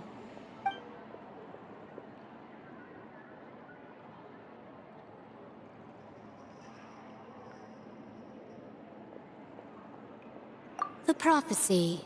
Yes, what has been prophesized will be fulfilled. You may view such things as the history of the future.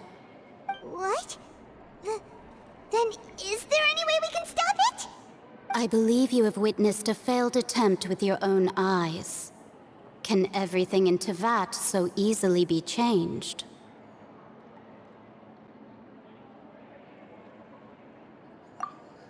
Ah, so you've caught on. Just as prophecies are usually only the future as seen from the perspectives of the gods, could things be happening in hidden corners where the gods' gaze does not fall?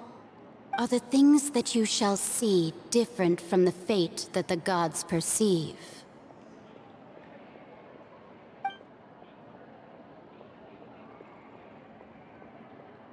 What is she talking about? It all sounds really impressive and important and stuff, but it also sounds kinda scary.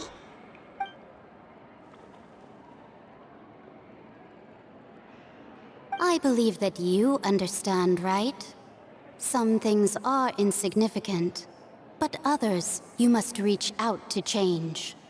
Ultimately, fate shall serve as your only guide, no matter what will happen in Tevat's future. All you need to do is to play your part. This was good tea, by the way. Thank you for your hospitality. Well, that'll be all for today. The voice. It's gone.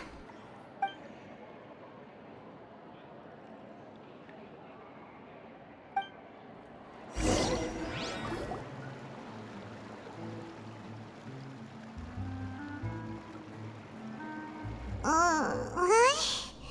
I want to hear someone talking. All right, coming! Hey, it's you who's getting lazy, okay? Well, I see I've walked in on some lively banter. Luna! Fine, just fine. I went to take part in that Steambird panel. It turned out to be more interesting than I expected.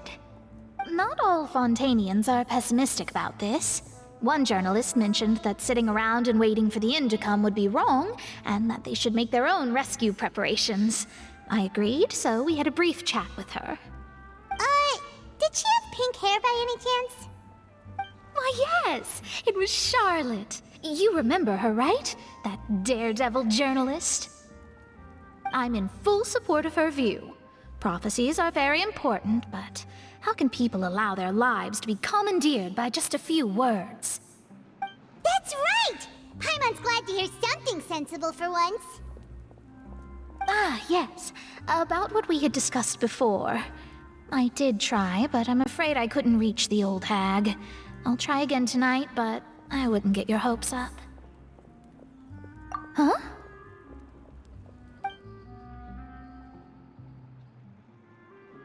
Goodness gracious. Are you serious? She said that even the god's gaze has blind spots. Pretty bold if you ask Paimon. Most people would believe the gods to be all-knowing, right? The Hexen Circle members are certainly anything but ordinary. As for the mage named N, the old hag has mentioned her a few times. She said that N's sense of direction is incredible, and that she loves guiding those who are lost. But I've never met her, and if she were still alive, she'd be... well, suffice it to say that the hag's at least a few hundred now, and N's been around for longer than that. Whoa. The Hexen Circle sounds like a scary group. But they must really stay in shape to live so long. Their abilities alone are pretty terrifying. If she came to see you personally, then the problem you're facing must truly be of great importance. Well, it's not like Paimon could understand anything she said. Yes, she was quite cryptic, but I suspect she means that there is still a way to turn things around. She didn't say when or what that would be, though, so... perhaps it is something that you cannot know right now.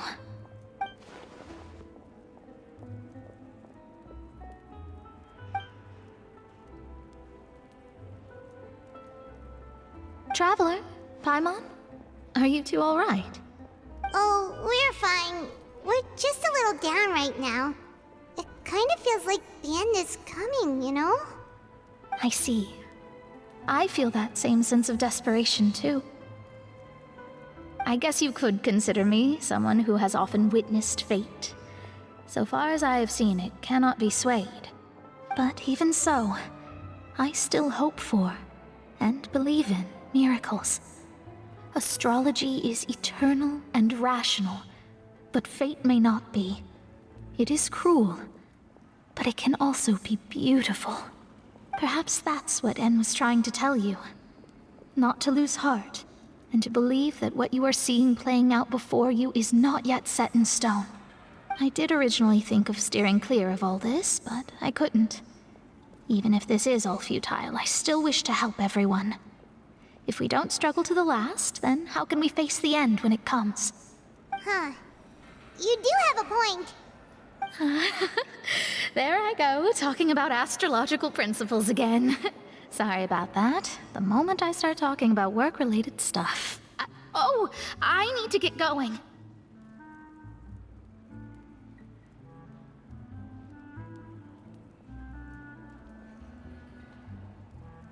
It was worth trying to comfort you, even if only a little. I believe that you'll help those who are struggling in the same way I did. I suppose that might be why we always seem to meet by coincidence. Paimon feels kind of moved by what Mona said, but also kind of sad too. Hey, Traveler, Paimon suddenly feels like going outside for a walk. Let's go. Let's walk around the city, shall we? There's a few spots we always like to walk by.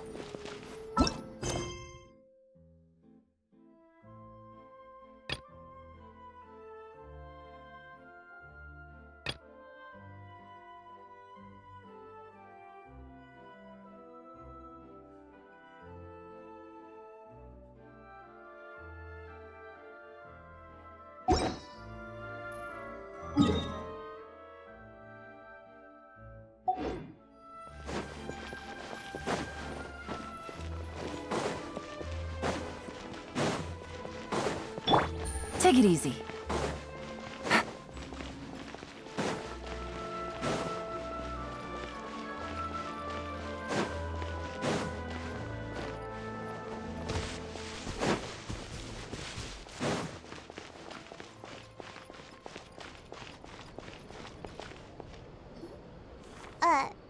Huh? Our names are written in this newspaper. What's going on? Let Paimon see! The underwater stronghold, the Fortress of Meripede, has continued in its noble autonomy, but that does not mean that others cannot interact with it. My recent attempts to enter the fortress bore little fruit. Huh. Guess Charlotte still hasn't given up on that. Thus, did an Outlander friend become the focus of this report? A blonde adventurer with their white fairy, legends trailing in their wake. It is said that this mysterious traveler once visited the underwater fortress. So while the fortress's interior remains a mystery behind closed doors, do not fear, for the tales of the traveler contain surprises in spades. Journalist Charlotte's biggest scoop yet, the Traveler's Trail, World Walker. Huh. Charlotte took so many awesome photos of us and we never even noticed her! She hasn't been able to get a hold of anything at the fortress, so since we're easier to find, she's using us as the subject matter instead? Ugh, seriously? Well, fine. Those headlines and photos do look cool, so Paimon will forgive her this time.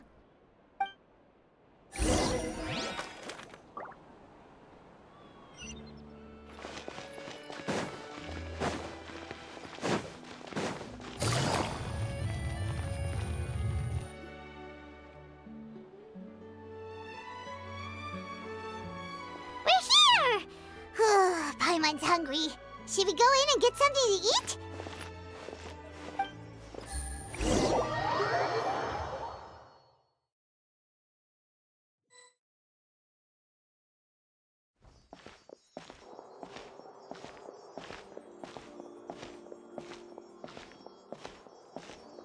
Hey, quick! Look! That's the limited edition, only 16 slices a day cake! It was so delicious the last time we tried it!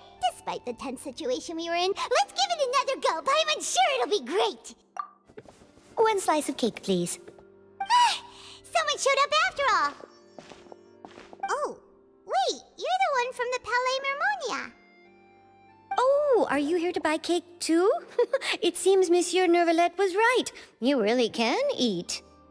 Wait, did he really say something like that? That's right. Even he has his own preferences when it comes to food. As for me, I love the cake and coffee here. Do you come here often? Usually every day. Every day? It's part of my daily schedule, apart from work. I shall have my cake and coffee. Then what if someone told you one day that this place would be closing soon, and you wouldn't get to eat cake here anymore? What would you think? But why would it close? Well, Paimon doesn't know either, but maybe the waters will rise tomorrow. You know, like in the prophecy.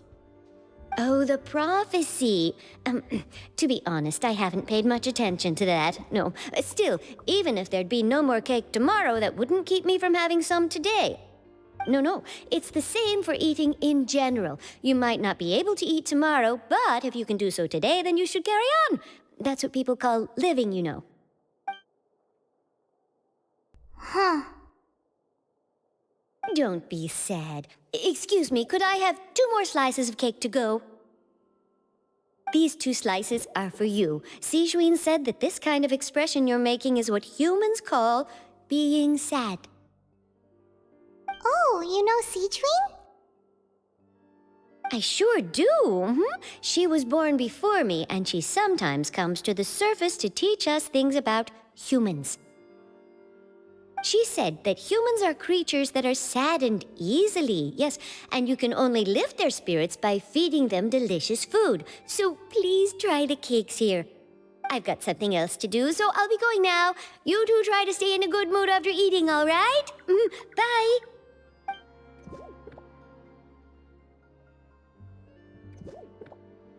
And there she goes. All right, let's dig in. I'm sure this cake will be delicious.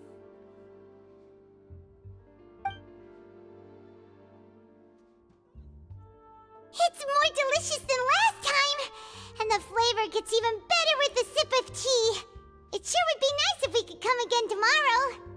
Sure would be nice if we could always eat delicious food here.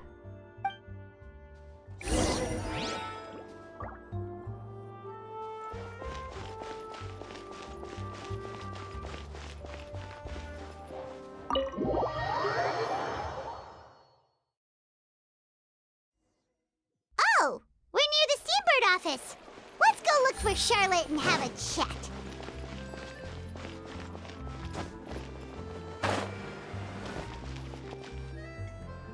Wow! If it isn't the Traveler and Paimon! Oh, have you seen the article I wrote about you? Ha! You've got some nerve! You just used us to make some quick mora! Oh, you needn't worry about that. I heard that you were in Poisson some time back, so I sent you a letter to discuss just that. It appears you didn't receive it, though. It's all right, though. I've set aside the amount intended for you. I've even set the table with some food. Really? Oh, you're the best! You're almost a little too easy to win over, Paimon. If I were a journalist with ulterior motives, you'd be in trouble now, you know. Oh, Paimon knows you're not like that. Still, what brings you here all of a sudden? Were you looking for me? When Mona mentioned you, we thought of coming to see you at work. I see! It seems you've already bumped into Mona here in Fontaine. So she mentioned me? What did she say? She said that you're a real daredevil of a journalist. Nice. In which case, can this daredevil journalist dare to request an exclusive interview with the legendary Traveler and Paimon? Huh? So your article in the paper today doesn't count? Oh, of course it doesn't. That was more like live photography. What I'd like to do is dive deeper and ask you to talk about the things you've seen and experienced. Yeah, are we even qualified enough? Why not? If I say you're worth an interview, then you're worth it.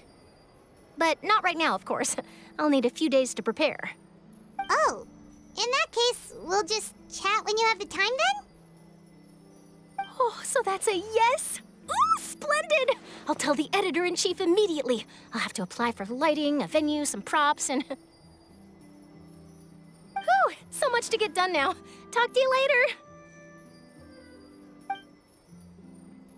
Wait, Charlotte, Paimon's still got a question for you. And what's that? If, just for example, Fontaine were to be flooded tomorrow, what would you do today? Huh, that's the prophecy you're talking about, isn't it? I mean, I do hear about it often, but I've never once thought that the day could be tomorrow. If you're seriously asking, then I might try and think of a way to leave Fontaine. Oh, but I'm still a journalist first and foremost. That means I have a duty to be reporting from the scene. And secondly, I wouldn't forsake my homeland that easily. From what I've seen, most people don't know what they'd do should the worst come to pass. In truth, it might be better just to behave like normal rather than worry over such an end. So in all likelihood, I'd probably still be prepping at the office for that interview of ours. I know what you're thinking. That sounds a bit sad, but I've always believed that it's best to do what you enjoy. Just think about it. If this nation really were to be suddenly destroyed tomorrow, but I still successfully finish an exclusive interview with a truly unique person, then the story I would wind up writing would truly be timeless. And then do you know what I'd do? Well, I'd write that story, send it for printing, and use messenger pigeons to get copies out to the various nations as soon as possible. I'm not a dreamer, nor am I a workaholic, but I do love my job, and I'd be proud of leaving such an article behind. I guess you could say that I was born to be a journalist. But anyway, that's my answer. And on that note, I'll get back to my preparations. Christ! All of a sudden, Paimon actually kinda envies her. Anyway, let's go and take a look at the sea, shall we?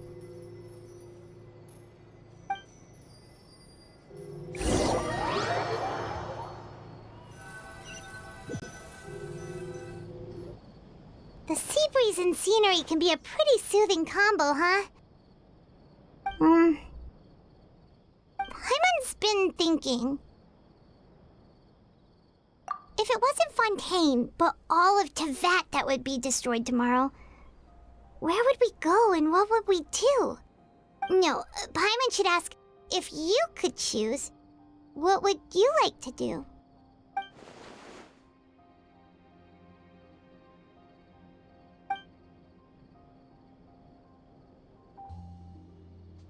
We've always been moving to the next destination, so we haven't spent much time thinking about these kinds of things. We didn't have to either, with us always being on the road and whatnot. You mean, still traveling?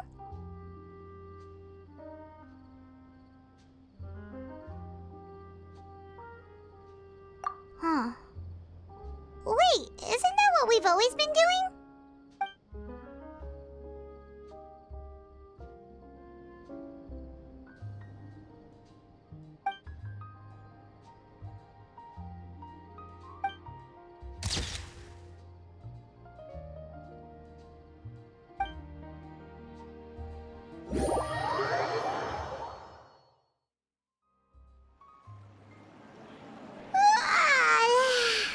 Feels like you'll grow mold if you stay here long enough. But it's still better than the Fortress of Meripede, that's for sure. It's not only damp there, but salty too. Ah, so the two of you are still here. Wonderful. Oh, you're from the Palais Mermonia, aren't you? Yes, I'm Isadora. Monsieur Nervillat sent me to look for you two before. I heard that afterward you went to the Fortress of Meripede. Not at all. I'm well aware that you're friends of his. Actually, I'm here to pass along a message from him. Yes, inside the Opera House. The Maréchaussée Phantom has declared the incident a small-scale riot. A riot? Well, that said, I don't personally think it was that serious. Lady Farina was watching a performance at the Opera House, and while she was resting during an intermission, some other audience members suddenly started harassing her, loudly accusing her of doing nothing about the prophecy crisis. And before she could respond, others started to join in. The crowd continued to grow, and protests against the Hydro Archon started to break out. So people have started to put the blame on Farina. Guess they finally found an outlet for the pressure they've been under due to the prophecy. I agree. People will naturally rely on gods, as is customary. But the moment people feel threatened, gods are also the first to be blamed. So what happened after that? Is Farina okay? Seeing that the situation was spiraling out of control and that further argument was pointless, she claimed that she'd gotten tired of this and left in a hurry. The Maréchaussée Phantom had their hands full maintaining order and did not catch where Lady Farina had gone. Only when things had stabilized did we realize that she had gone missing. So, you mean she's still missing? That's right. The Maréchaussée has dispatched many people to search for her, but we don't have any leads yet.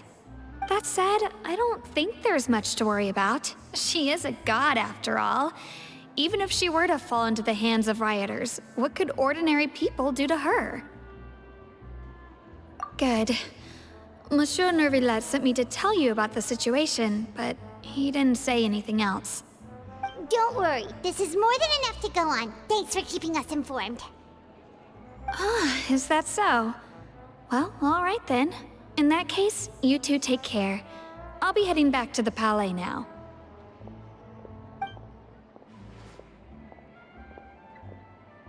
Well, sounds like we should hurry over to Poisson then. If we know Farina, she won't try to fix things in this situation. Instead, she'll look for a place to wait out the heat. And as we also know, she may be loud and dramatic, but she doesn't have a heart of stone.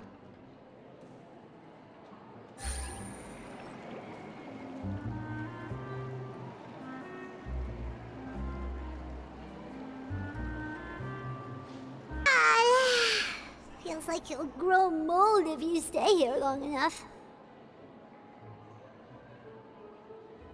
But it's still better than the Fortress of Meripede, that's for sure. It's not only damp there, but salty too.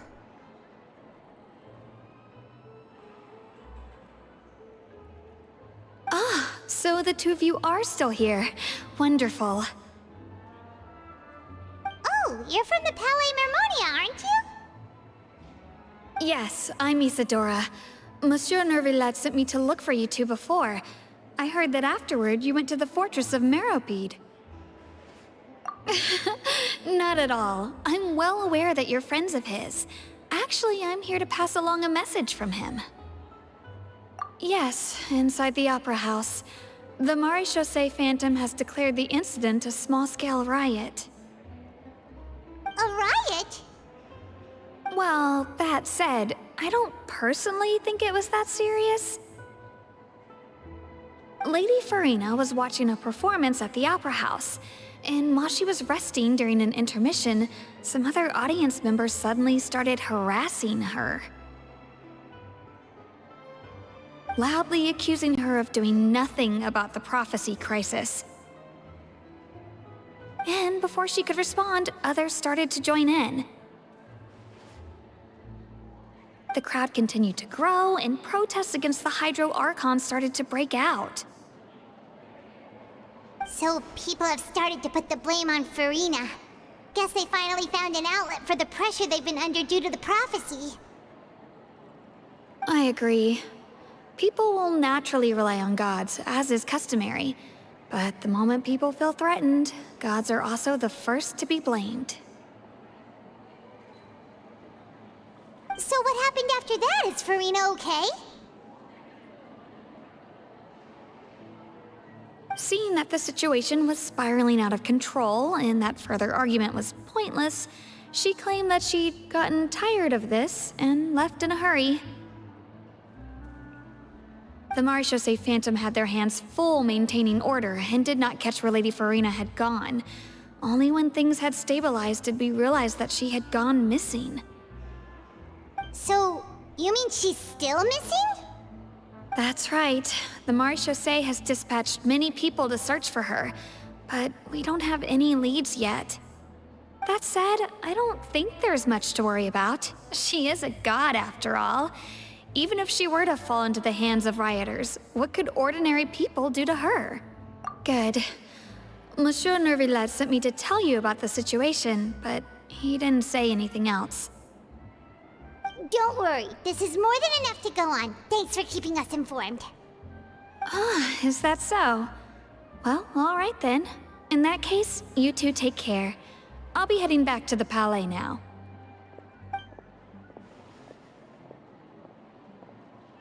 Well, sounds like we should hurry over to Poisson then. If we know Farina, she won't try to fix things in this situation. Instead, she'll look for a place to wait out the heat. And as we also know, she may be loud and dramatic, but she doesn't have a heart of stone. When Nervillet was talking to her in the Palais Mermonia, and she heard about Poisson, she couldn't hide her sadness and remorse. It would be hard for her to ignore being accused by the public today. Paimon thinks Farina's probably taken the opportunity to slip away to Poisson and try to relieve the sense of guilt that she's feeling. Huh. Well, what do you think? Paimon knows the answer, of course, but Paimon can do the analysis to back it up, too. Cool, huh? In that case, there's not a moment to lose. Poisson, here we come!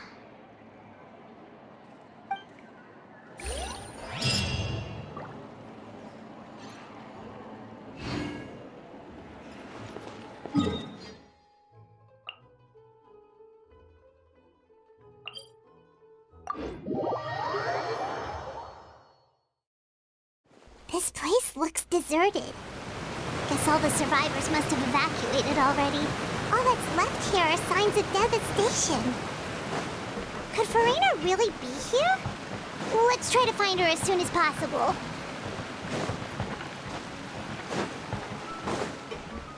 Take it easy.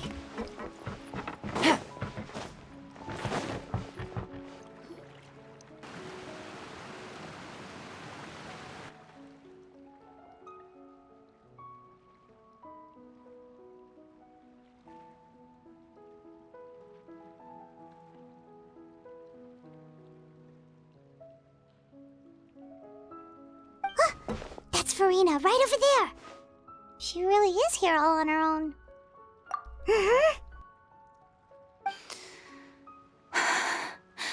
Should I just give up? This is all meaningless.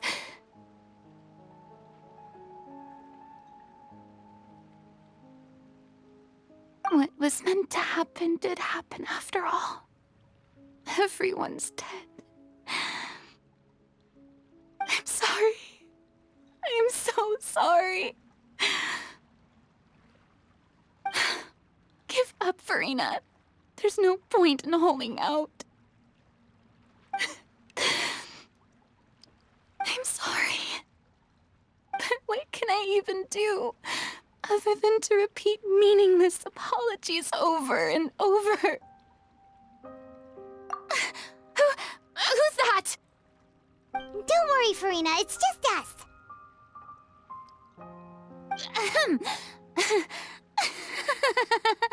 So it is you, blonde traveler from another land. Why, I almost thought you were someone from that mob of my ignorant subjects, come to kneel and beg for my forgiveness. Farina, you were crying just now, weren't you? The tear stains on your face are obvious. What do you mean, tear stains? Oh, I remember. The show at the Opera House earlier this morning was so moving. I'm still trying to process it. Who did that uncivilized rabble think they were, disturbing my enjoyment of the arts? They even dare to tout their Archon. I must teach them a lesson. I can just imagine their twisted and frustrated faces once they realize that I'm nowhere to be found. Oh, and I'm sure Nouvellette and those people from the Maréchaussée Phantom are freaking out right next to them, too.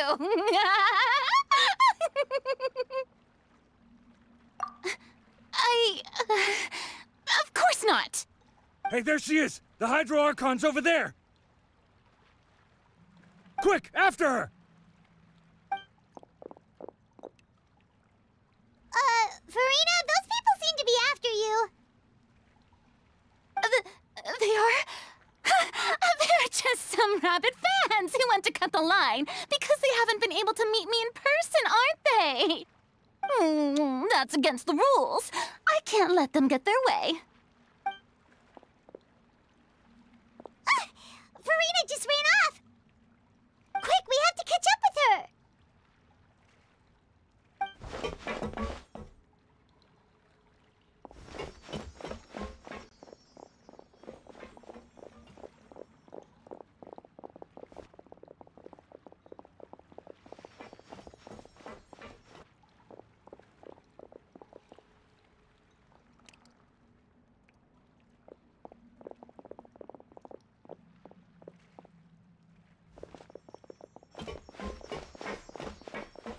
This should be the place, right? Hey, Farina!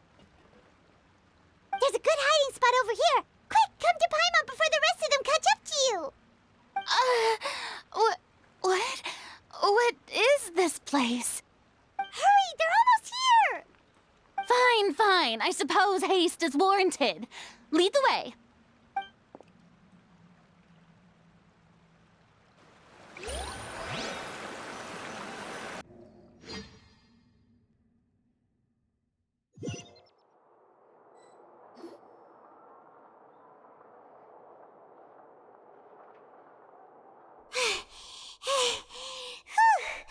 Paimon's exhausted.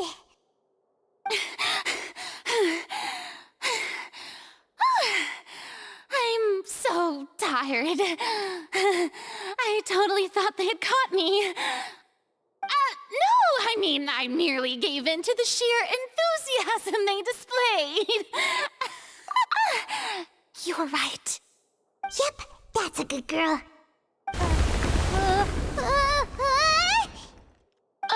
What's happening? The ground's shaking. Is it an earthquake?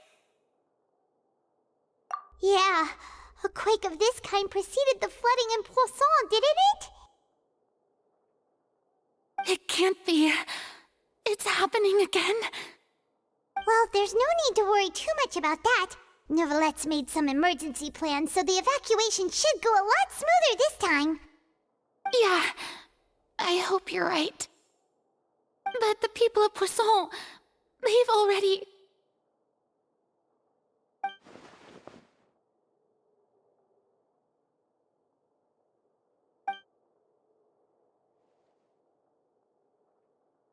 It's true. I've been investigating the prophecy for hundreds of years. I once had informants all over Tevat, searching for clues and feeding information back to me. I've tried all kinds of ways, too, to hold back the sea. Anything to keep the coastline from advancing. But all my efforts proved to be futile in the end. Really, the truth has been clear to me for a very long time. We cannot make an enemy of the divine. No matter what we do, the will of the heavenly principles will have its way, and the prophecy shall be fulfilled. Give up. I do love the sound of that phrase. It would mean finally coming to terms with fate, but also for me to finally be free. Indeed, I've thought about giving up so many times, especially after we almost lost Poisson. Fate is really unreasonable, isn't it? It has no heart and obeys no rules. The prophecy has only just started to come true, and so many people have already lost their lives. But just now, it all became clear to me. I still don't have the right to come to terms with fate on behalf of everyone else. As long as the final moment hasn't come, it's still not too late. Don't worry. I will keep hope alive for everyone until the very end. Well, that's enough for now. I got the impulse to play the stricken maiden, but honestly, considering my rank and station, that wasn't a good fit at all. Don't take any of what I just said seriously. How could I possibly let Fontaine fall to the whims of trivial prophecy? Come on! Paimon could have sworn you were actually being honest just now.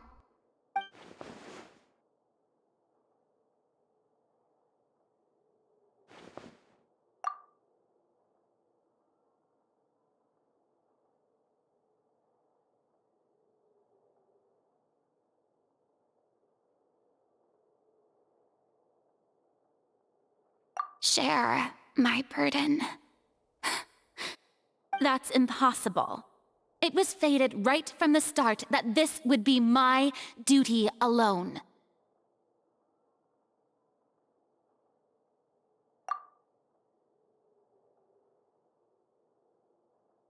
A witness.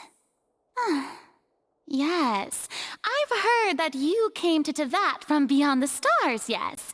In other words, you never belonged here. And if Tevat is, in its entirety, a show on a stage, then you're just a spectator, aren't you? If that's the case...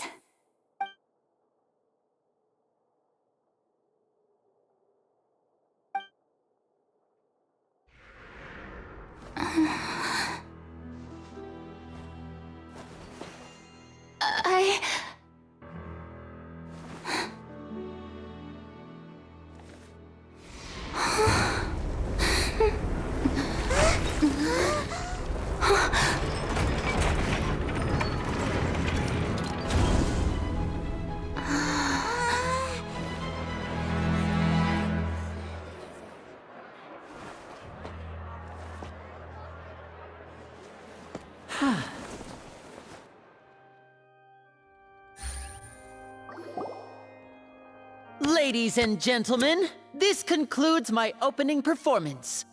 Now, without further ado, we may proceed to the trial of our god. So this is what it is. Yes, you deserve praise for the effort you took to raise the dramatic stakes. Do not forget, however, that I am Focalor, the god of justice, the embodiment of justice itself.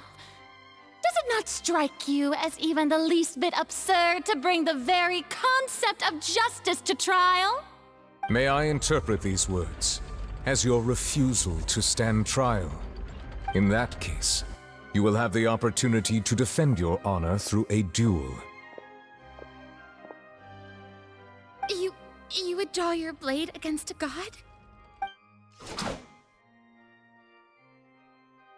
I see. It seems like you have made up your mind.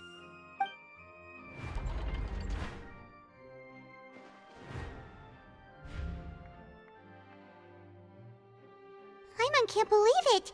She just surrendered. What the heck is going on?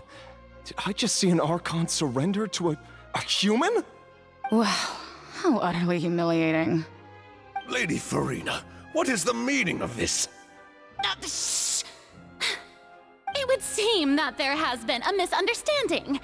To be clear, the raising of both hands is not always an indication of surrender. Looking for excuses again, huh? I raised my hands just now to indicate my acceptance of the trial. No duel shall be necessary. I will admit that I've been running away for a long time.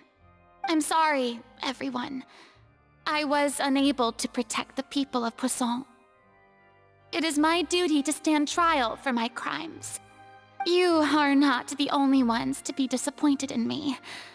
I, too, am exceedingly disappointed in myself. But now, it is time for the Hydro Archon to show you her courage and resolve. I, Farina, will use this trial to show the world the true meaning of justice! This time, I will protect you. Applaud and rejoice. One of the most outrageous and fantastical arcs known to the opera epiclese is now unfolding before your eyes. Mark my words, this shall be one of the most exhilarating and brilliant shows ever to grace the stage of Fontaine. The trial of the Hydro Archon, Focalor, will now begin! Woohoo! Oh, now we're making history! Why does it feel like Farina just took over the whole thing? Like, come on! Didn't she just get forced to stand trial for her crimes? Also, even though she's still acting super dramatic, she is taking this seriously this time, right? All right, then. Who will be my opponent in this trial? The court asks the prosecutor to please take the stand. Is that so? Very well. Then please speak, witness of Tivat, my accuser and fated opponent.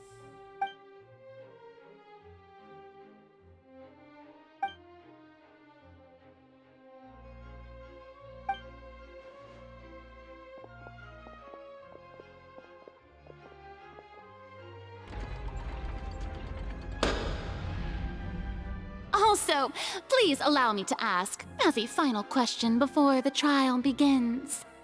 Just how much work did you do to force me onto this stage?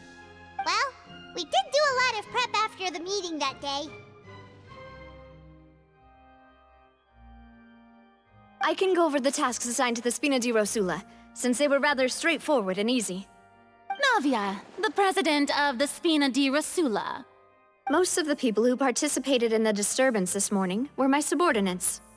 They changed into plain clothes and came to the Opera House as regular audience members, waiting for the perfect opportunity to incite insurrection against you. The people's resentment against their Archon has been building as more and more of the prophecy is fulfilled. A spark was all we needed to turn smoldering anger into a flame. Moreover, according to our understanding and analysis of you, when something like that occurred, you would likely flee the scene and head to Poisson by yourself. So, we arranged for a second group to lie in wait there. So, you mean the ones who scoured the settlement for me were also from the Spina? And their goal was to force you to step into the giant magic box so you may personally participate in the greatest magic performance in all of Fontainian history. That's right. That house was a magic box, rather than someone's residence. As the super ultimate version of the setup that I used when I first performed at the Opera Epiclese, the volume of the box was increased by a whole order of magnitude, and the distance it traversed was the entire gap between Poisson and Aranias. Its cargo, of course, was an Archon instead of a human. My thanks, Farina. Without your help, we could never have pulled off such an extraordinary performance. You're welcome?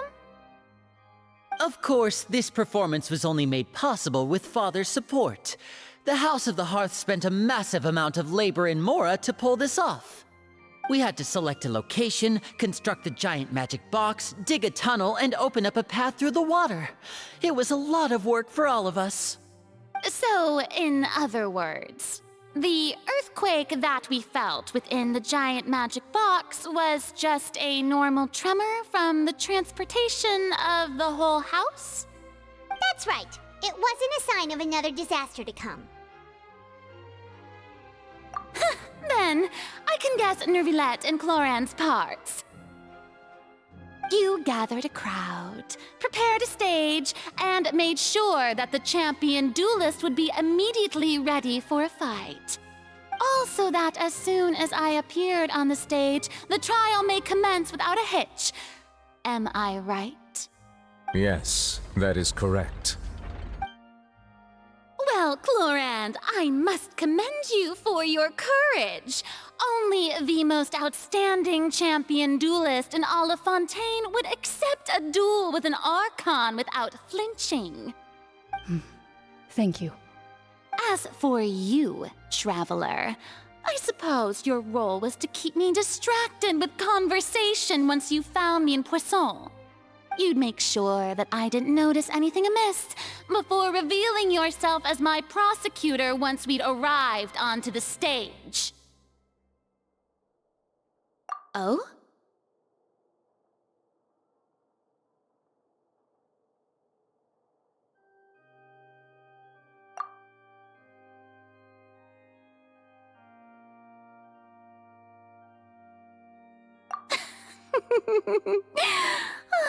Is that so? Then I suppose I must have missed my final chance. It's fine. It matters not. What's done is done. The stage is already set, so there's no reason to disappoint the audience. Let's see this trial through to the very end.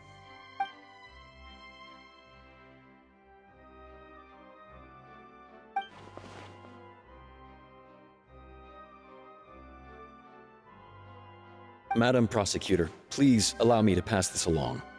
This is a document that Miss Charlotte applied for and received permission to share with you during the trial.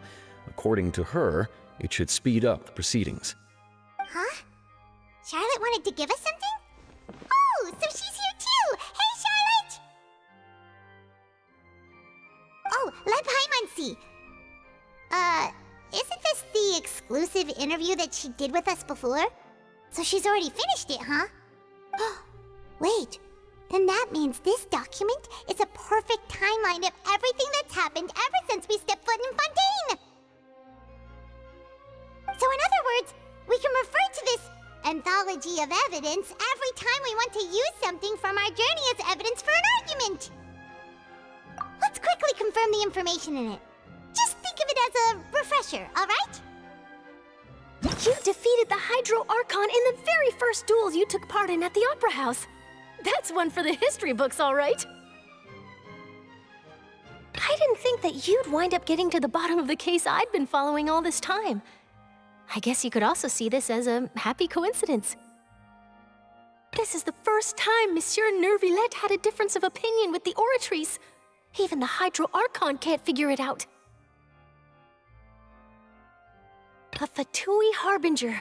She's an extraordinary person. Her instinct must mean something. The fortress of Meripede was almost destroyed in a single day.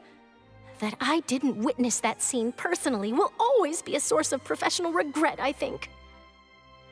According to Monsieur Nervillette, both Child and that whale should have been in the primordial sea at that time. I nearly lost my awesome friend Navia. To be honest, that still gives me shivers.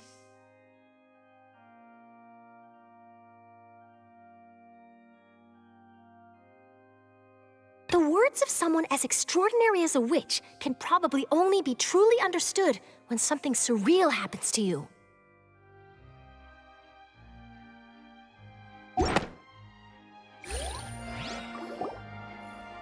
The prosecution and the defense are both in position. The trial shall now begin. Oh, come on, Nervillette. There's no need to repeat all the unimportant legalese. Just fast forward to the part where the prosecution lays out my offenses. As the defendant and the lead actress of this performance, I still haven't even been informed of my supposed guilt in all of this. Of course, it is only natural for humans to struggle to understand the actions of a god. However, you will need more than that to convict me of a crime. That's true, but my charge here is unrelated to your conduct as an Archon. Instead, I would like to charge you as a fraud who's never been the Archon in the first place. Wait, what was that? Lady Farina's a fraud? Hey, I came here thinking that we were going to try the Hydro Archon for forsaking her duty, but did I hear that right? She's not our Archon at all? Charge accepted. Lady Farina, do you plead guilty to the charge?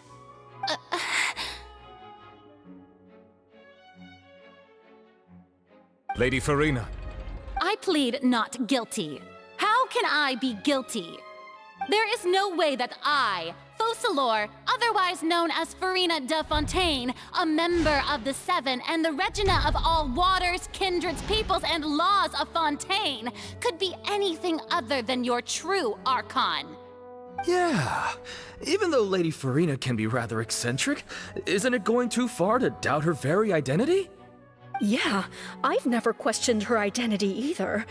Sure, Lady Farina can be super irresponsible, but what grounds does that prosecutor have to make such a huge claim? I have cause to believe that common sense will prevail in this case. Many of the members of the audience have known me as the Hydro Archon ever since they were born. There would be no fooling their memory. See? Even the Oratrice has decided to show me its favor. Are you sure you want to commit to a charge that will never be upheld? If you wish to drop the case, I can promise you as the god of justice that you will not have to face trial for making a false accusation. We will treat everything that's happened as a dramatic spectacle and move on with our lives. What do you say to that? Huh. An argument with near impossible odds, huh? We have to not only refute Farina's claims, but also overturn the long-held beliefs of the people. Well, I tried to give you the chance to surrender. If you must persist, then let me ask. If you believe I'm not the Archon, then what manner of being do you think I am? And if I was not the Archon, then how did I manage to live for over 500 years?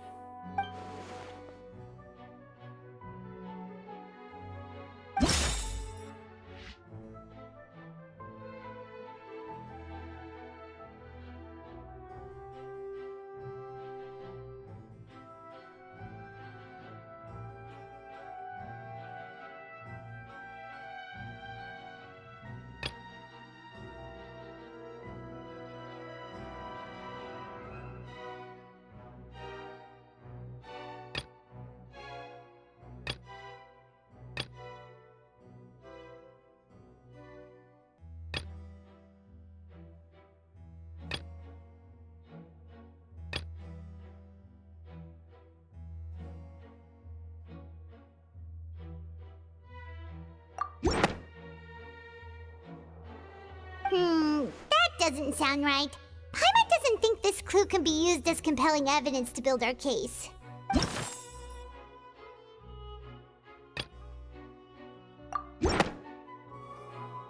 First of all, you may be a member of another long-lived race, which would allow you to naturally possess an extended lifespan. And second of all, even if that wasn't the case, there could be other ways to extend your life. Who gave you that idea? Was it the knave? You'd sink so low as to use a harbinger's words against me.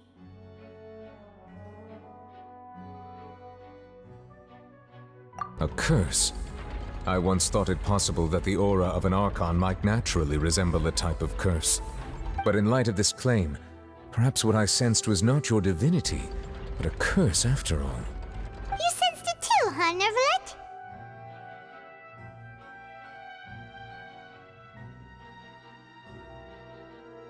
Lady Farina is actually a human? Well, it is true that it's extremely difficult to tell humans and gods apart just by looking at them. It's not impossible.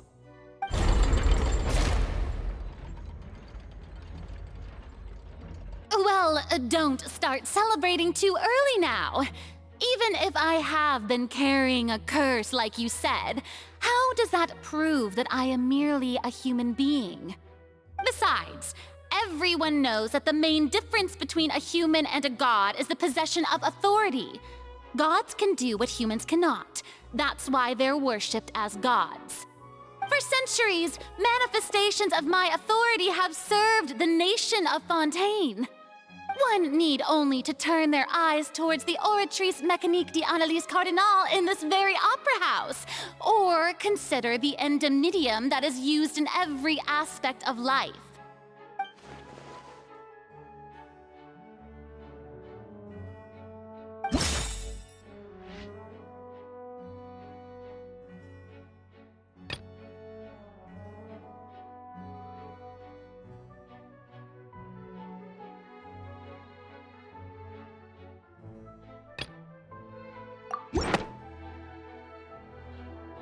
You tried to reference the Oratrice. But weren't you as confused as all the rest of us when the Oratrice declared Child to be guilty without any proof? Otherwise, you should have come up with a good explanation for that by now. Didn't I make myself clear at the time? The decisions of the gods are naturally difficult for humans to comprehend. There is no need to provide an explanation.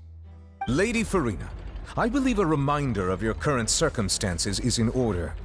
While the court is in session, the principles of justice and the law must come before all else. While you are an Archon, you are also first and foremost the defendant in this trial. You will prove yourself unable to defend against the prosecution's charges if you continue to withhold vital information against the rules of the court. I never thought you'd use that kind of rhetoric against me. That was no trick of rhetoric, Lady Farina. I've merely reiterated the rules of the court. Rules that all should respect and follow. So, you neither knew why Child was declared guilty, nor did you understand the structure and operations of the Oratrice. Instead of having been created by you, the manifestations of authority you mentioned have been made by the real Hydro Archon, haven't they? The real Hydro Archon? Well, now you're really losing me. It is true that I did not know why the Oratrice gave out a guilty verdict that day. But the Oratrice handed out that verdict unilaterally, and it has been operating independently ever since it was first created. You can't argue that just because a divine creation is flawed, that the god behind it must also be no god at all. She's still throwing out all kinds of excuses. Seems like she's confident that we won't be able to produce proof that she has no power over the Oratrice.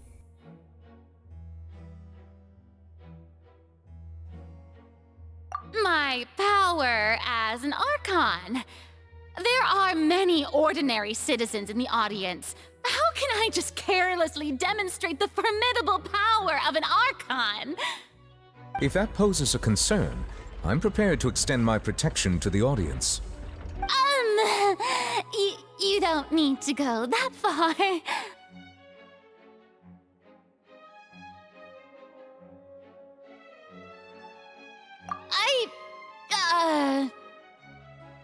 Aren't you the Hydro Archon?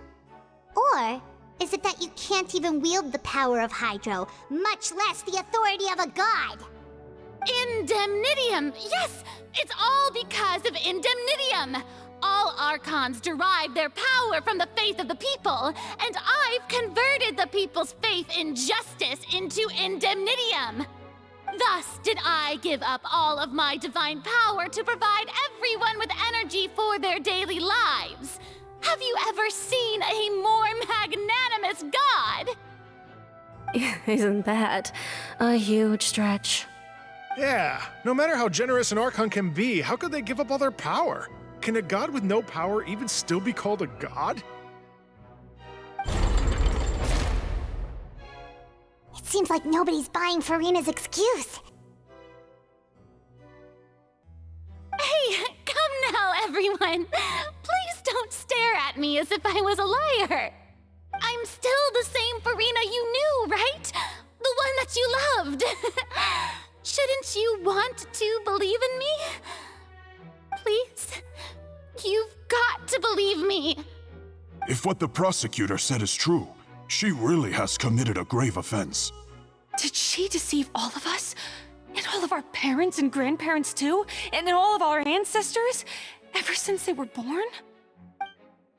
Enough! That's enough! Tell me then, if I'm not the real Hydro Archon, then who is? If you have no evidence of another Hydro Archon's existence, nor can you find anyone who can back up their claim to be such, then what grounds have you to say that I'm not actually the real deal? Wow, she came up with yet another argument. How can we refute her now? Seems like she really doesn't want to give up.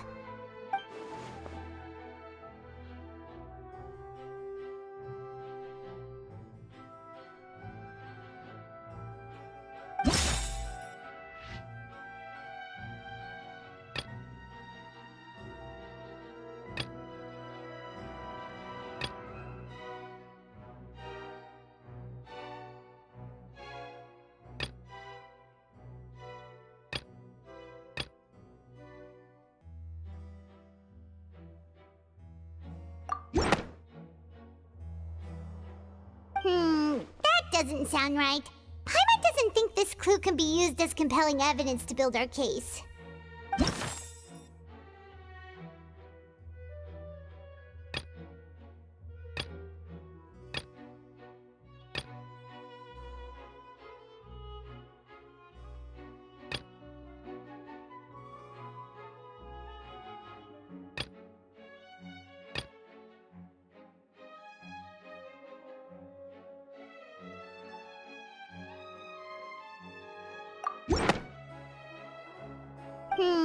That doesn't sound right. Paimon doesn't think this clue can be used as compelling evidence to build our case.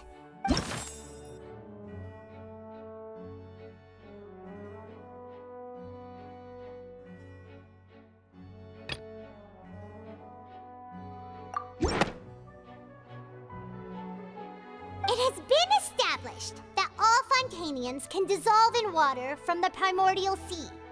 And that means... Since you insist on claiming to be a god and not a human, then there's a method that you can use right here and now to eliminate all suspicions of you being the latter. Miss Navia, please apply to serve as a temporary attorney for the prosecution before addressing the court. Though you act in partnership with the prosecutor, you must still adhere to proper procedure. Super sorry, Monsieur Chief Justice. I swear this really will be the last time that I'll speak out of turn. Now, I've brought some seawater from Poisson. As everyone knows, a massive flood struck the area not long ago, taking many lives, including those of some of my closest friends. So, Miss Furina, would you dare to touch some of the seawater? If we are to believe that you are indeed the real Hydro Archon, touching the seawater would have no effect on you. All it should do is strengthen your case. But if you don't dare to touch it, then we would have basically proved the reverse. Oh, and I must remind you that after the disaster at Poisson, nobody wants to see any more people dissolve. I do hope you'll act prudently and choose the simpler path of admitting guilt. Navia from the Spina di Rasula. The Spina has governed Poisson for many years. I guess her suggestion is valid. If Lady Farina is indeed just a human, she's probably Fontanian like all the rest of us. Would she really dare to try?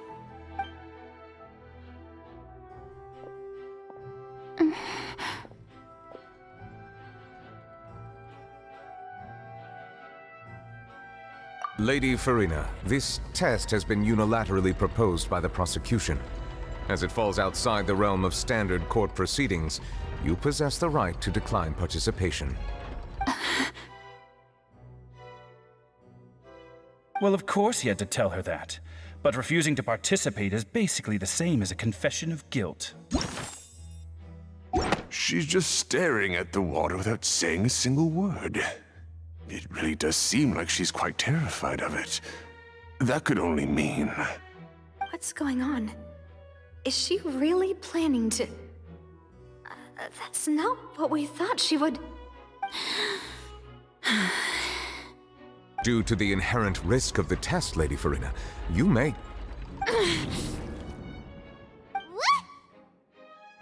Hey!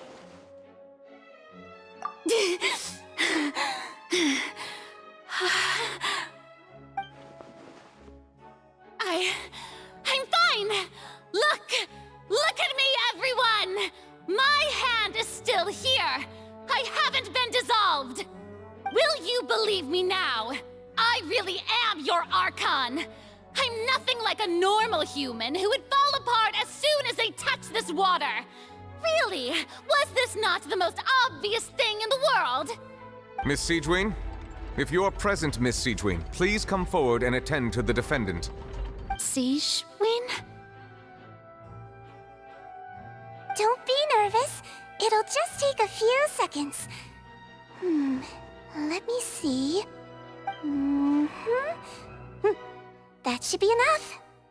Please announce the results of your evaluation to the court, Miss Siegewien.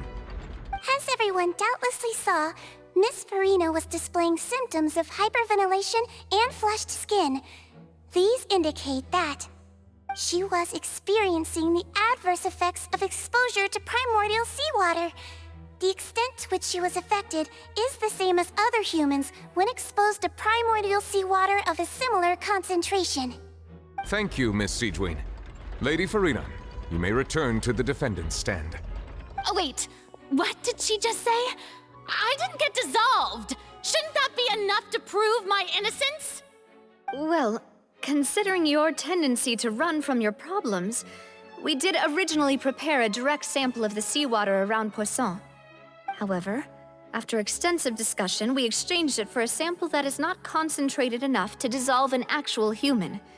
After all, on the off chance that something entirely unexpected might occur, we don't want anyone else to lose their life to the sea.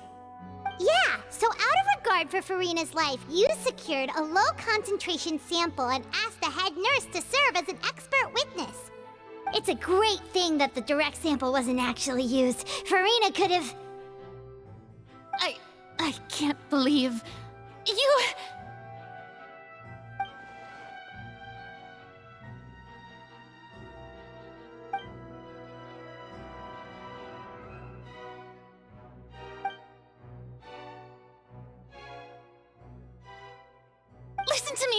Listen to me, everyone! Please don't give me such cold and disdainful looks! What happened just now didn't prove a single thing! Think about it! How can you conclusively prove that an Archon can't also be affected by the primordial seawater? Also, if I was really just a human, why would I dare to just put my hand in that kind of water?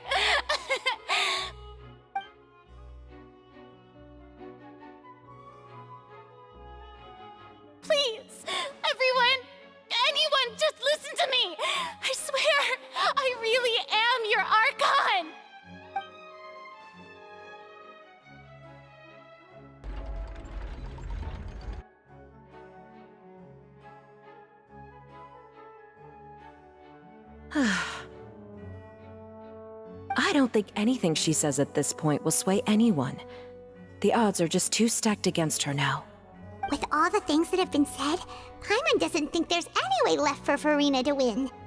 I believe the time for arguments and presentation of evidence has come to an end. If there are no objections, we will move on to the final judgment.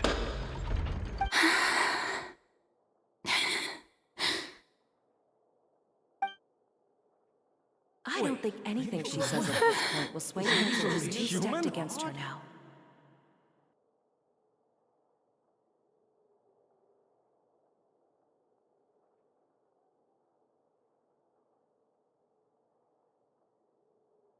In my capacity as Chief Justice, I shall now render judgment on Furina's misrepresentation of herself as the Archon of Fontaine. As a human who knowingly deceived her fellow citizens, Furina is guilty.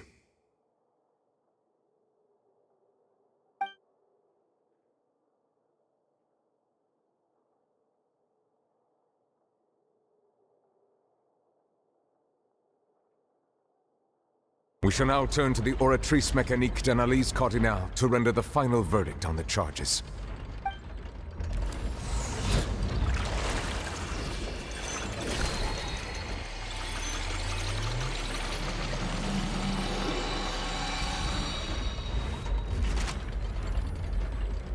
According to the judgment of the Oratrice Mécanique d'Analyse Cardinale, Furina is...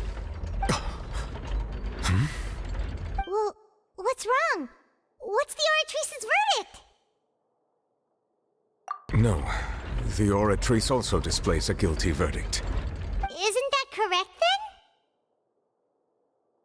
then? However, the exact wording of the verdict is thus: the Hydro Archon, guilty to be punished via the death sentence.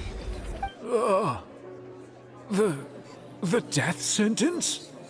That's actually one of the available sentences? I've always thought that it was just a myth. The one and only time the death sentence has been handed out at the court, and it's been given to the very person we've worshipped as the god of justice? What an unexpected twist. Furina's been sentenced to death by the Oratrice? We just wanted to use the trial to show her the seriousness of things so she'd tell us the truth. How did things escalate this quickly? This outcome is indeed quite strange. According to Fontaine's current definitions of justice, as well as its recommendations for criminal sentences, is this sentence really appropriate for the crimes that have been committed? Yeah! Even Vacher wasn't sentenced to death by the Oratrice. You know, the real evil mastermind behind the serial disappearances case. Indeed. Not only is Furina's sentence overly excessive, the very point of our trial today was also to prove that Furina has never been the Hydro Archon in the first place. But now, the Oratrice seems to have deliberately invoked the title of the Hydro Archon. What does this mean?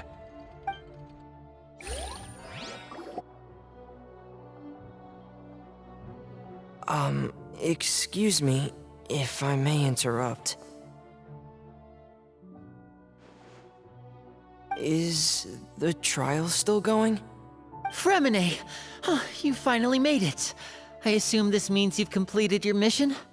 Mm-hmm.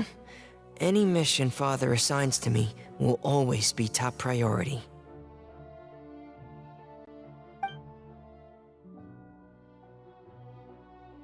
Is that the first prophecy slate? Huh. So the knave privately arranged for Fremine to try and find the missing slate. I looked everywhere and finally found it at the bottom of the sea. It took me a long time to get around some dangerous stretches of water. But has the trial already concluded? Then doesn't that mean I've come too late? Oh no. Father will be disappointed in me. Thank you for your hard work, Mr. Fremine. Please allow me to review the record left on the slate. traveler, I believe that you have already seen the other existing slates, and would like you to come here and confirm their contents.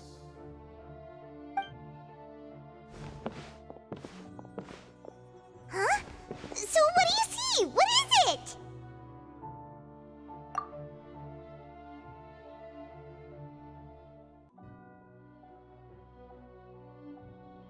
I believe I've now made sense of the Hydro Archon's crime.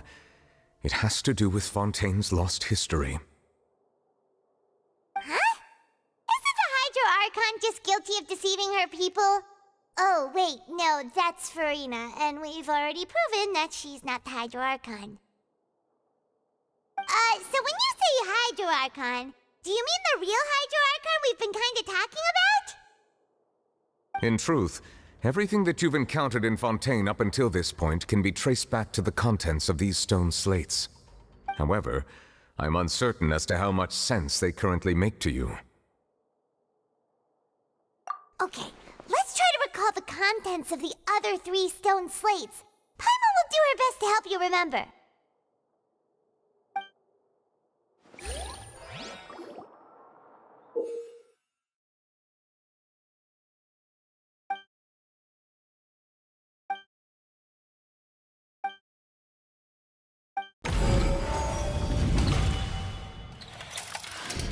The first stone slate describes what you just said. It seems to show the previous Hydro Archon using her divine power, and then the Oceanids turn into humans. Does that mean that Fontanians are transformed Oceanids? Oh, Paimon wasn't expecting that. But if Oceanids can turn into humans, then perhaps this process can be reversed as well. The second stone slate shows Celestia floating in the sky, and the Hydro Archon and her people worshipping it together. But the heavens still brought judgment down upon them. This must be the point when the Hydro Archon and the Fontanians were branded with their original sin. Does this mean that the original sin and the Hydro Archon sin are the same thing? The third slate shows the Hydro Archon sinking into the sea surrounded by many people. That reminds Paimon, didn't we also watch that happen to someone else? Well, the fourth slate is the prophecy the Fontanians have been talking about. People dissolving into the sea, the Hydro Archon crying on her throne, and so on. We didn't believe that such a crazy disaster could happen at first, did we? But after that incident, it was just a question of when and not if.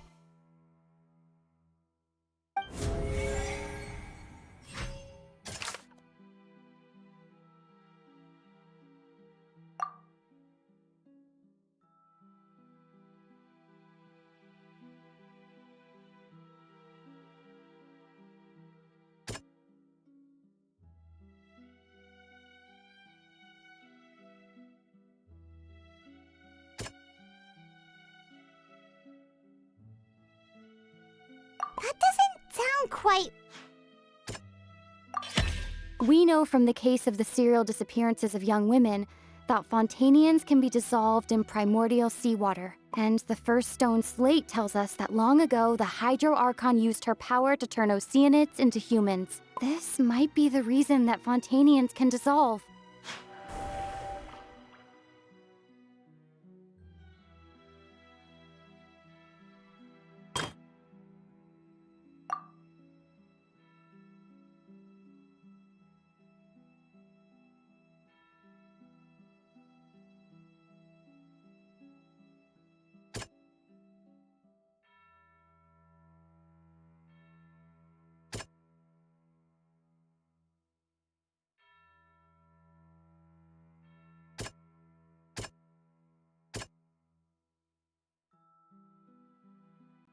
That doesn't sound quite right.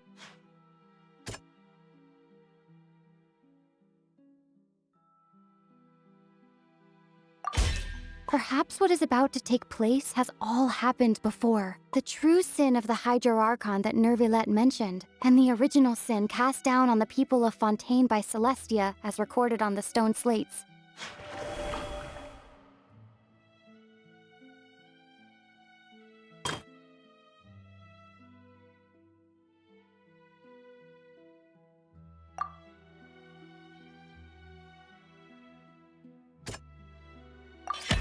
It's not as simple as falling into the sea. When Navia fell into the sea, her consciousness was subjected to judgment. The stone slates show the people gathered around the Hydro Archon in the sea. Could that be alluding to the same thing?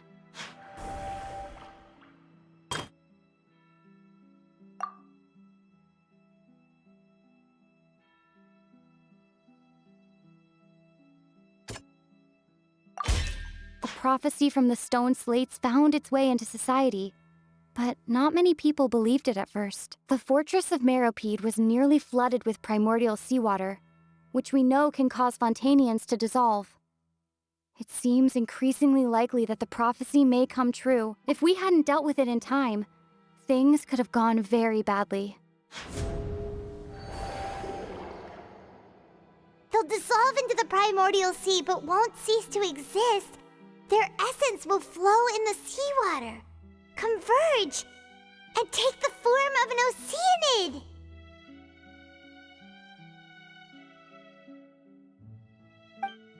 The Hydro Archon was sentenced to death in court, shocking everyone present. Perhaps this means that her sin was actually Fontaine's original sin.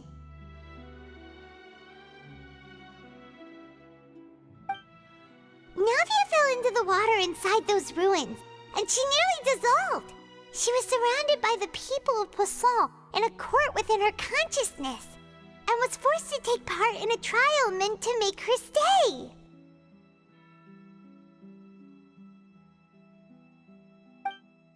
The eruption of the primordial sea at the fortress of Meropide was the surest sign that the prophecy was about to come to pass no matter what. The prophecy's contents can all be verified by recent events. If we combine what we know together, loads of truths should come to light.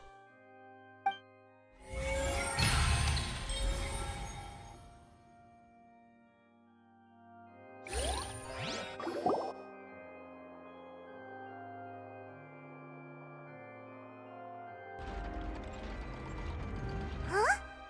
Oh, Paimon gets it now! So that's how you can make sense of it. But then it feels like we're going to have to share some truly shocking revelations. Let's hear them. Incredible.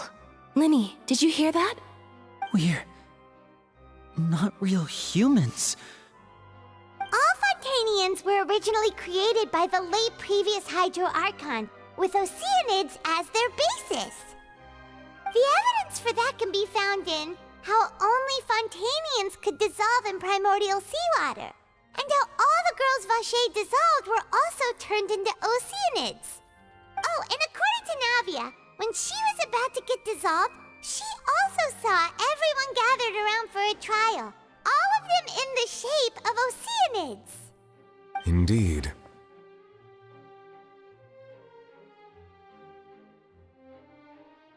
Yeah, and it follows from the content of the first slate that she probably angered Celestia by creating humans without prior permission. That could also explain why the Oratrice judged the Hydro Archon to be guilty. It's to account for that ancient sin. The Hydro Archon's true sin was creating us? And yet, after many hundreds of years, the Hydro Archon's creations have turned around to try to judge the Archon within the Opera Epiclese. The twists of history are often the most unexpected of all.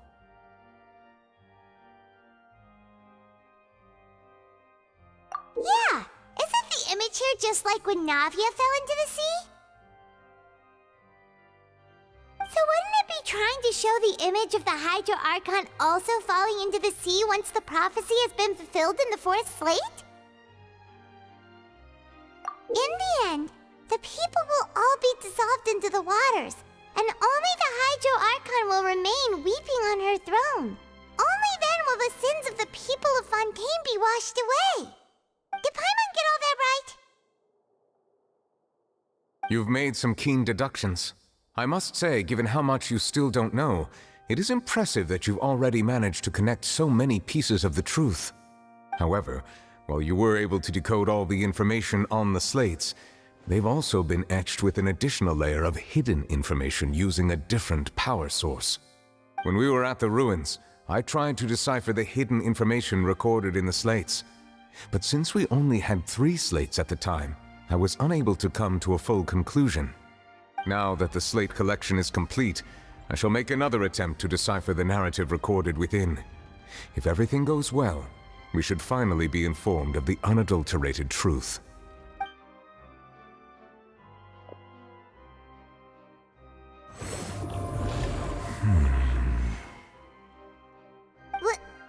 Well? Did you get it? I believe I should share this truth not only with you, but with all the people of Fontaine as well. I will try to briefly summarize it for you.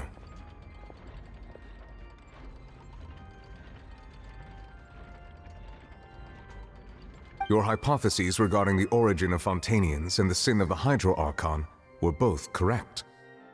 In the Fontaine of old, the previous Hydro Archon sensed the yearning of her Oceanid familiars for life on land.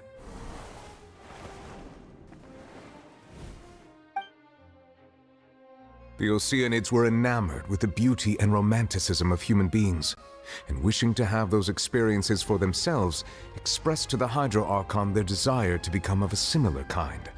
However, even though water as an element is intricately linked with the power of life, the Hydro Archon, as one of the 7, did not possess the authority to create a new form of human life. Not one to give in, she eventually found a way to create permanent humanoid bodies for her familiars by appropriating the power of this planet's primordial sea. She poured primordial seawater into the Oceanids' blood vessels, creating humanoid mimics in the process. But if Fontainians were to ever come into direct contact with water from the primordial sea, the power within their bodies would escape these artificial restraints and return to the sea. As a result, their forms would collapse, and they would be reverted to their original forms as Oceanids. Of course, the Hydro Archon never received permission from the heavenly principles to create a new human race.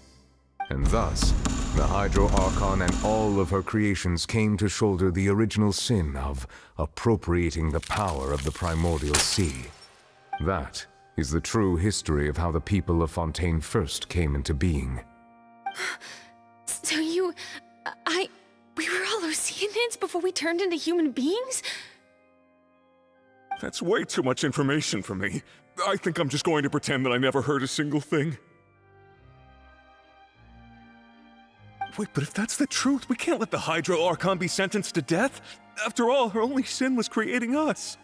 This really might be too much information for your regular Fontainian, but it does answer a lot of our questions.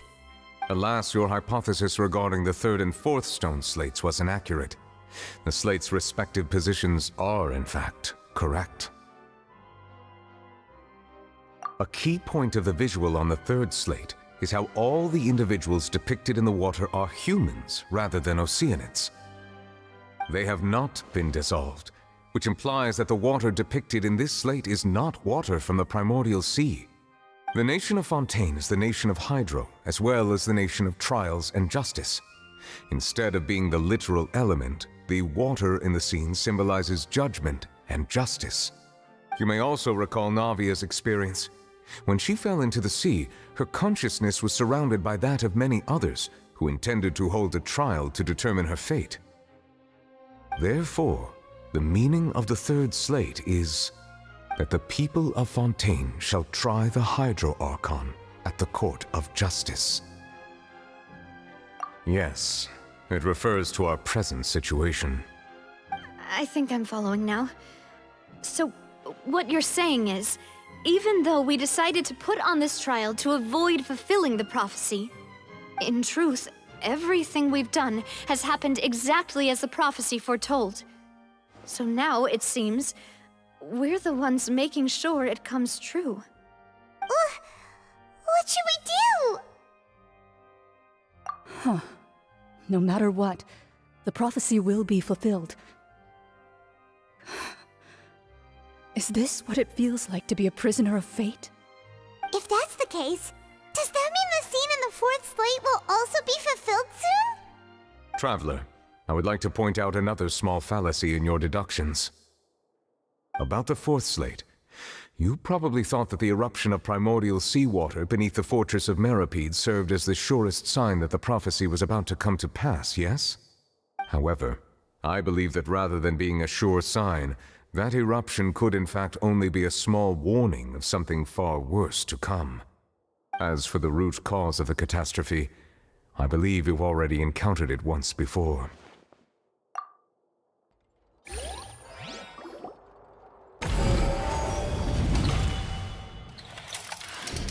This eruption was just a small warning of the things to come.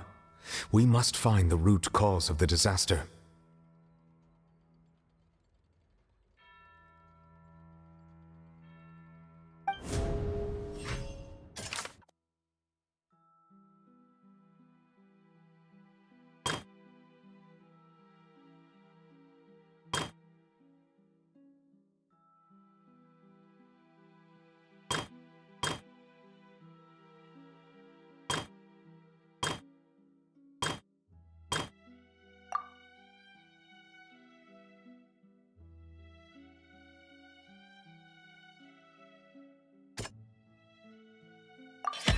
It was both dream and reality. If we're talking about a true culprit, that could only be that thing inside the primordial sea, right?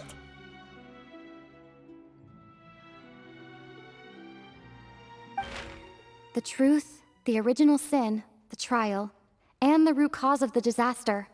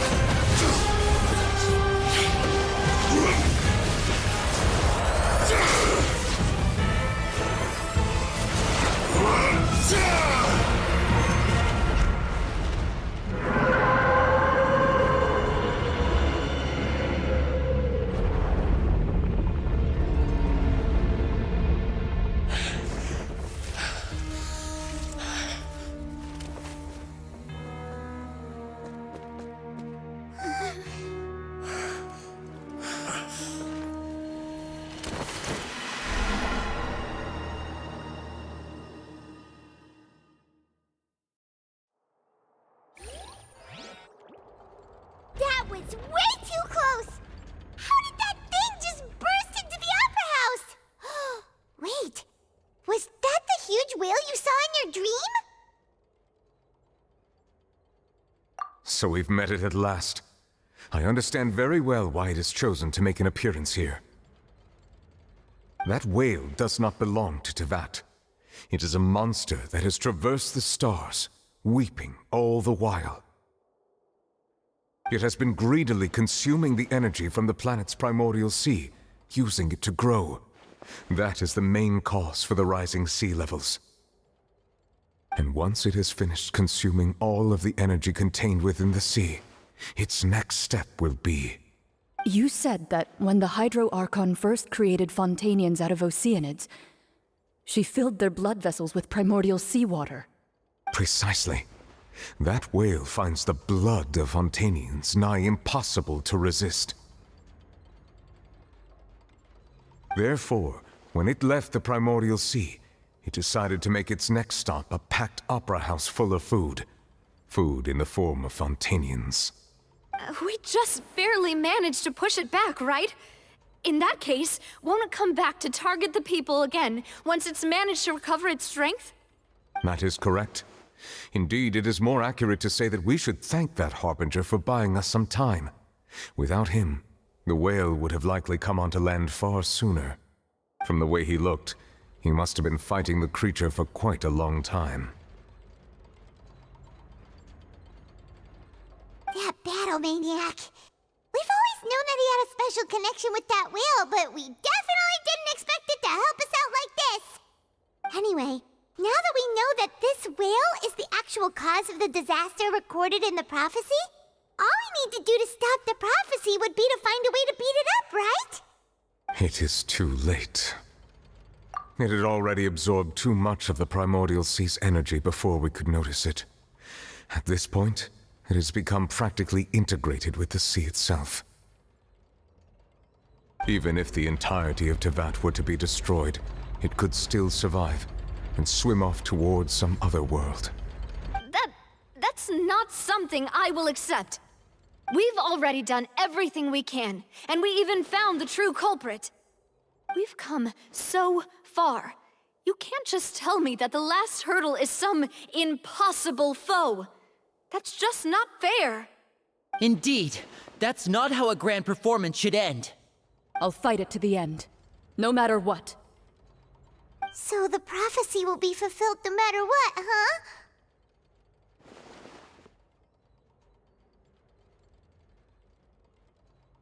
The prophecy.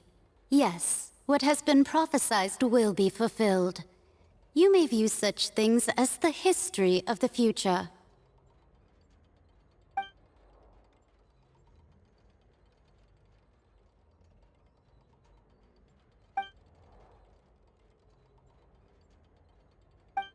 Just as prophecies are usually only the future as seen from the perspectives of the gods, could things be happening in hidden corners where the gods' gaze does not fall? Ultimately, fate shall serve as your only guide, no matter what will happen in Tevat's future. All you need to do is to play your part.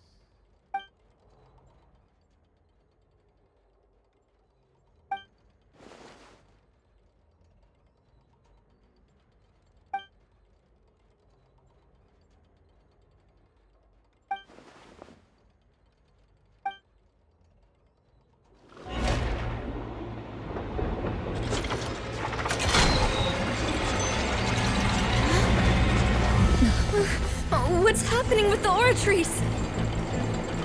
I believe it is preparing to carry out the death sentence.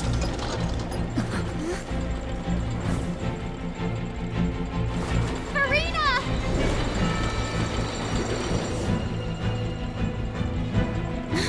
No, I still need answers.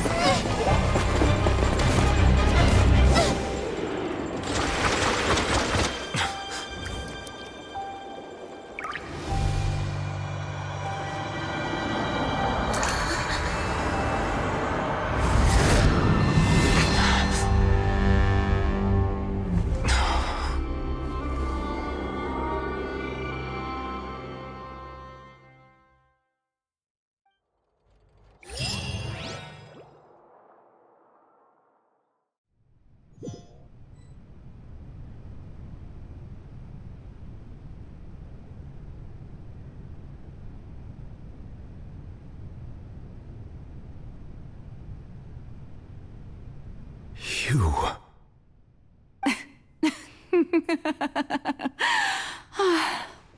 Sorry.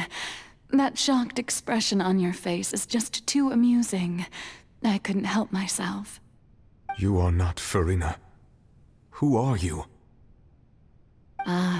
the sweet sound of bewilderment. Marvelous. A sure sign that my attempt to deceive everyone was a resounding success. But to answer your question, I am Focalor. You know, the god.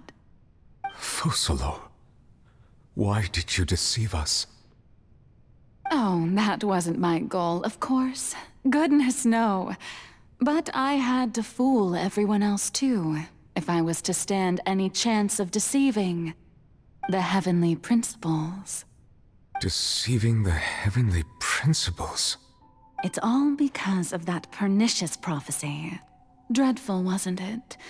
Everyone doomed to dissolve. Fontaine condemned to be flooded.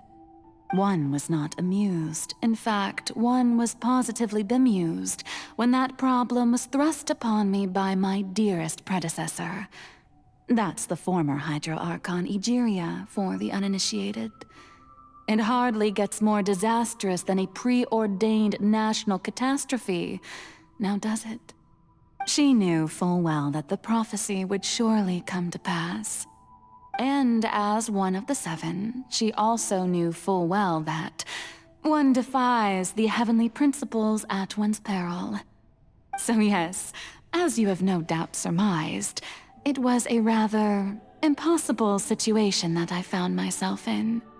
I spent a terribly long time mulling it over, alone on the ocean floor.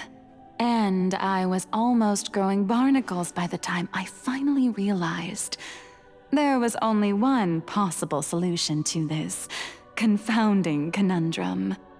I had to outwit the heavenly principles, allow the prophecy to be fulfilled, ostensibly at least, while saving everyone at the same time. I'm a genius, I know. I can only assume that's why Egeria chose me as her successor. Although, looking back now, it was hardly the inheritance one dreams of. Between the task of saving the nation, the quotidian duties of the Hydro Archon, and not to mention the original sin of creating a new race of humans, I dare say she left me quite a colossal mess to clean up. But one can only play the hand one is dealt. I did not choose this, any more than I chose to be one of her Oceanid familiars. So you were also once one of the Oceanids, transformed into a human by Egeria's hand? Yes, I was. I always dreamed of becoming human. And I still do, even now. In my eyes, to be human is to be part of the greatest opera ever known. After becoming a god, I separated my divinity from my body and spirit, leaving behind only a self that was as naive and bewildered as my past self on her first day as a human being. The me you see before you now is that divinity. And the human counterpart I left behind, I named Furina. She could feel joy, sorrow, and everything in between. She could be as vain and conceited, or as meek and vulnerable as she wished. Her strengths were of a kind only a human could possess, as were her shortcomings. But in my eyes, Furina's humanity was what made her perfect. She was perfectly human in every way. The person I always wanted to be. Anyway, so then I cursed her. All part of the plan, of course. The plan to deceive the heavenly principles. Do you still remember the final scene of the prophecy? The Hydra Archon alone, weeping on her throne. In order that the prophecy might appear fulfilled, I invited Furina to be an actress, to play the part of the Hydro Archon in the prophecy. Under the curse I placed on her, so long as I, Focalor's divinity, continued to exist, she could not die. But nor was she free to live her life in the pursuit of happiness. Instead, she was forced to take the stage in the opera house, to embrace the role of leading lady, to forever play the part of the god from the prophecy, all to create a deceitful appearance of that prophecy coming to pass. I suppose now you probably understand why your court is called the Opera Epiclese. But Farina is only human, isn't she? Even though she has had a long life, her mind is no stronger than that of any other ordinary human being. I cannot begin to fathom what she has had to endure. It must have been torture for her. It has indeed. And although she is, in a sense, me in human form, I most definitely owe her an apology for it. It's been 500 years, and all along, she's been playing her part in the most unimaginably long, unbearably lonely, and agonizingly painful opera of all time.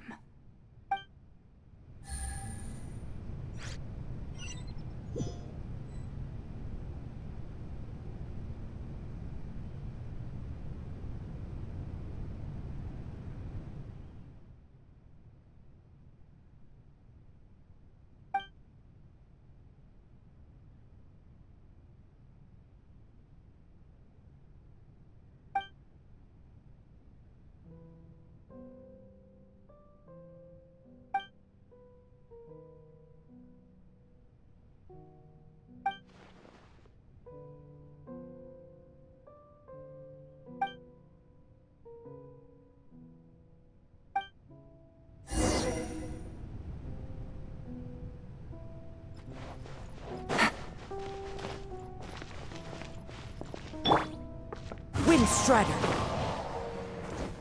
Time to go.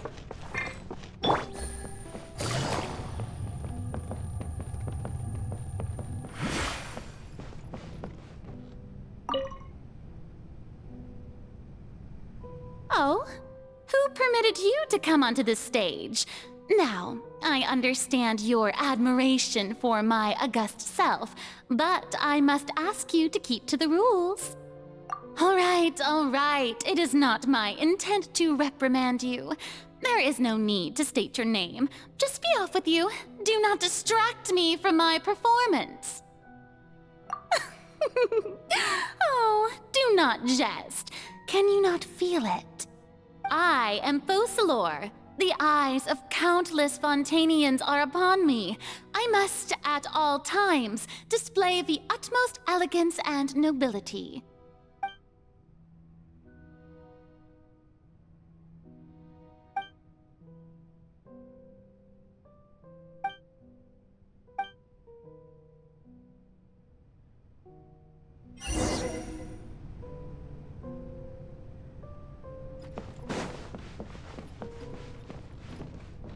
Dear audience, the performance is experiencing a technical difficulty, but worry not. The guards shall resolve it soon enough.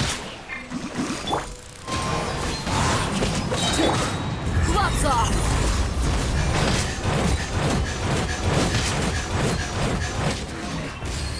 Cha! Hey, what gives? The audience is still watching me, you know. Guards? Wait, where are the guards? Guards!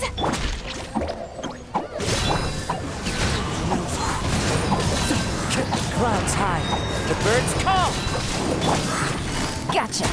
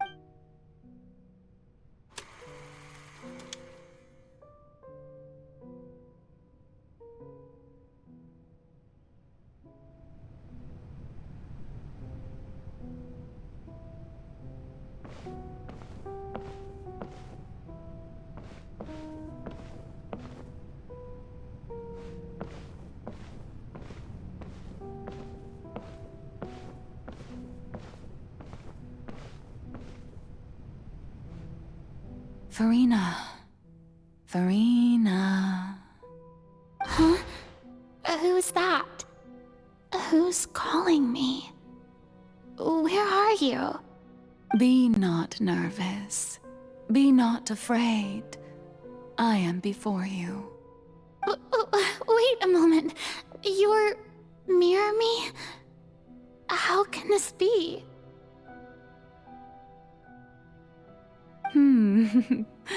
Mirror you, huh? You know what? That's not bad. Let's go with that. Mirror me.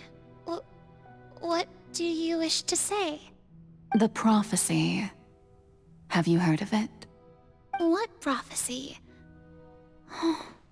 Wait. I know. I think. I don't know why, but it's in my head somehow. The people will all be dissolved into the waters, and only the Hydro Archon will remain, weeping on her throne. Only then will the sins of the people of Fontaine be washed away. Oh, very good. You know it well. What's going on? I can't seem to remember anything clearly. The only thing I know for sure is this prophecy. Will it really come to pass? Yes, it will. And that is why I've come to you. Disaster will come to Fontaine sooner or later. Things will develop just as the prophecy declared. There is no escaping it. But doesn't that mean everyone will die? I'm a Fontainian just like them. Will I dissolve too? Oh, don't worry. Magical meetings exist in this world precisely to give people a chance to turn things around. It is the reason why you met me today. I will tell you how to save everyone, but you may have to suffer somewhat. Oh, so there's still hope after all. Goodness, you frightened me. You spoke so much and with so much certainty. As for the suffering, well, I will admit that the first thing that came to mind was, why do I have to be the one to suffer? But if the prophecy will come true, I'll also die anyway, right? So if I've already met you as my magical meeting in this world, if there were scales, with all the people of Fontaine on one side, and my pain on the other, is it not obvious where the scales should tilt? You truly are the perfect human, my ideal. I suppose this would also be the justice that belongs to you. Huh? Don't worry, it's nothing. Listen well. Fontaine has just lost its Hydro Archon. I need you to play a role, that of the new Archon. Play as a god? That's right. You must begin a never-ending masquerade. You must never let anyone suspect your identity. If you can keep it up, then I shall have my way of defying this prophecy. But should your identity be revealed, then all hope will be lost. But how will I do this? A human assuming the role of a god without being exposed. Don't worry. What you must do is not to turn yourself into a real god. You simply need to play the role of a god as humans imagine them to be. Being a human yourself, I'm sure you already know what such an entity would be like. Remember, your true challenge will not be pursuing divinity, but contending against humanity. I'm still not sure I understand, but I'll try. I'll try to do this. So, how long am I going to have to play this role? To accomplish this mission, you will have to stay on the stage for many, many years. You will endure and not grow old until your task ends. But I promise you, all will eventually end in a magnificent and dramatic trial, and everyone will be saved. A trial? Huh. How exciting. I'll be looking forward to it.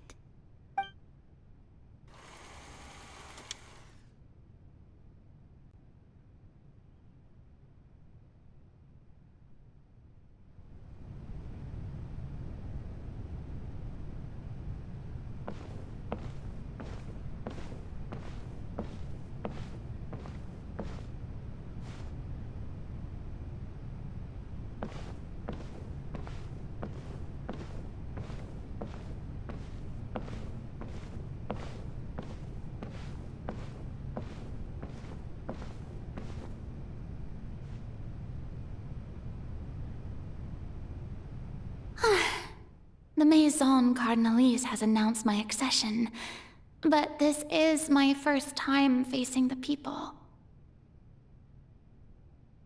What should I say to most appear like a god?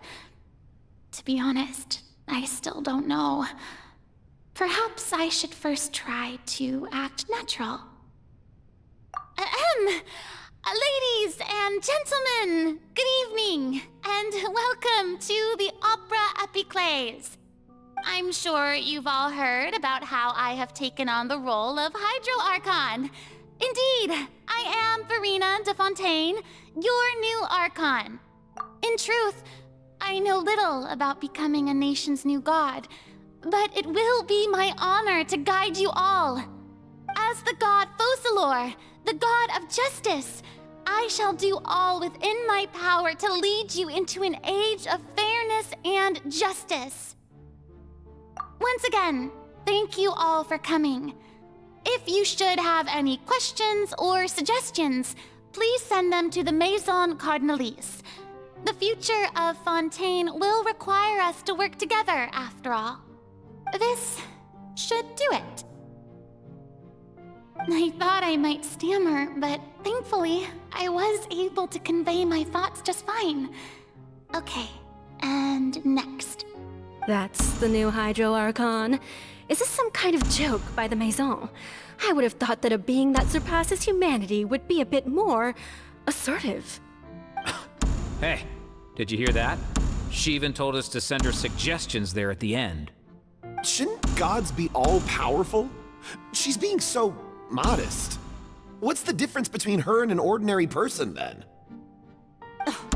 If you ask me, perhaps the succession didn't actually happen. She might just be a Maison-backed puppet. Wait, what's going on?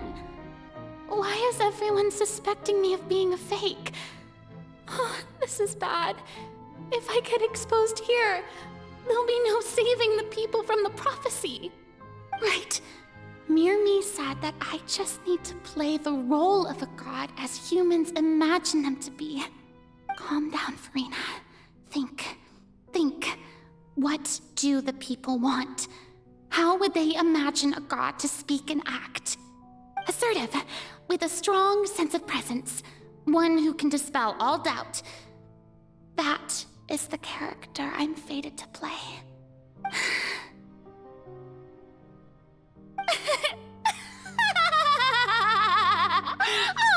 Oh, very good, my people. Only ones such as you are deserving of my rule. Now, I was wondering if some weak puppet were to one day come onto the stage and claim ownership of this opera house, would the children of Fontaine follow them? Well, it seems that you would all see right through them. Having passed my test, you are qualified to witness wondrous trials alongside my august self, here in this opera house. You may consider my previous act a door gift of sorts. I thought it was a debut that suited the atmosphere. Now then, let us be reintroduced. Ah, so that was just a performance. How could I have forgotten that we were inside an opera house? Her personality. It's quite shocking, to be honest, but I suppose it's a better look than before. Such a fascinating and bold deity. How wonderful! Our future may yet be bright after all. It seems I've turned them around. Best follow this flow and restart my accession speech. My dear people, whether you acknowledge me or not, whether you trust me or nay, I say to you, keep faith in your ardor for justice. We have heard it said that this nation's sins can no longer be washed away. Well, I say that justice is most fragrant when it blooms amid sin. The scales of justice should not weigh heavy in the hands of its God. On one side, it must carry fairness and justice. And on the other, praise and applause. May law be the prayer on our lips. May judgment be our worship. Let us light the fires and drink to the future of Fontaine. There is no trouble in this world that justice cannot solve. All that is needed is for you, my people, to believe in it, heart and soul. So long as I, the Archon Focalor, stand within the Opera Epiclese, so long as I stand before the Oratrice, I shall even judge the gods of this world!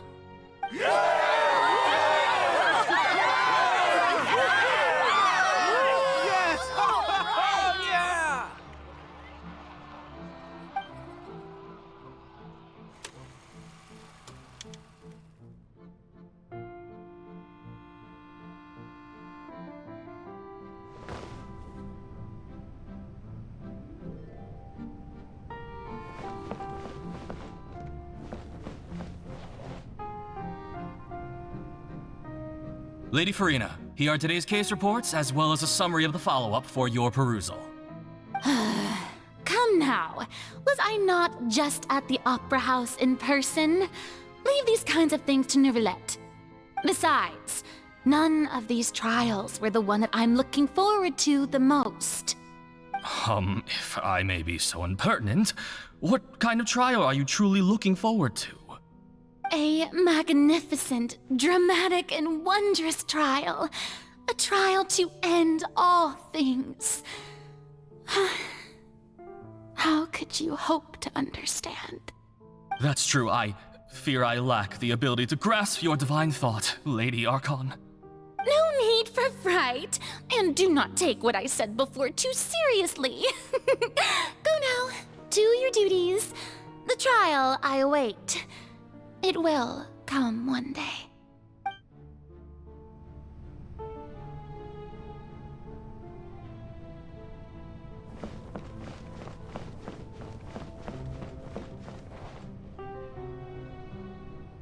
Lady Farina, I don't know what to say. Thank you for agreeing to see me. No need to thank me. Or rather, thank your own sense of perseverance instead. Long have you stood in line to meet me, have you not? Oh, I'm afraid that's just an inevitable consequence of my divine charm. All right, Deoteria, is it? How is your son's illness? You remembered me, and you knew of my family, too. He is doing much better now. In fact, he is far more of an ardent believer than I. He was the one who forced me to seek an audience with you, and to bring your words back to him. Oh, good. Very good. If this should happen again in the future, please do not hesitate to come and tell me. Going down to citizens' homes every so often, while not usual practice, should serve as a fine change of pace. Ah, you're such a gentle and wise god. Thank you once again, on behalf of my son.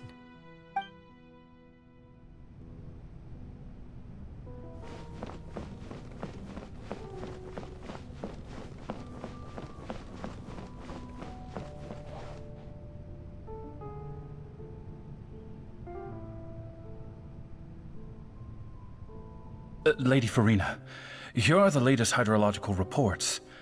As for the specific parameters you asked to take note of, I'm afraid things still don't look good.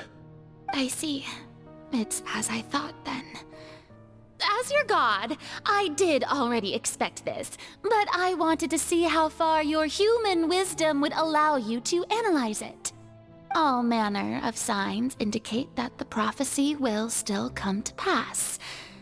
Forget it. That's not something you need to worry about right now. Well, as I understand it, the Fontaine Research Institute is also trying to find a way to counter the rising water levels. Really? Have they found anything? I'm afraid that they haven't found any effective solution thus far. Oh, is that so? Well, no wonder. This issue has reached the realm of the gods, after all. Still, their spirit is praiseworthy.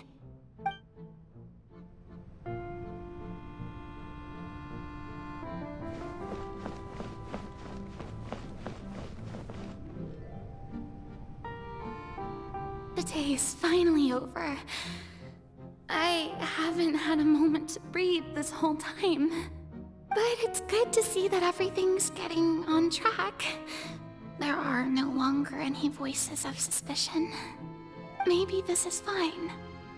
I just need to keep going, and everyone will be saved. All right, Farina, don't think too hard about this. You need rest. Tomorrow's a new day.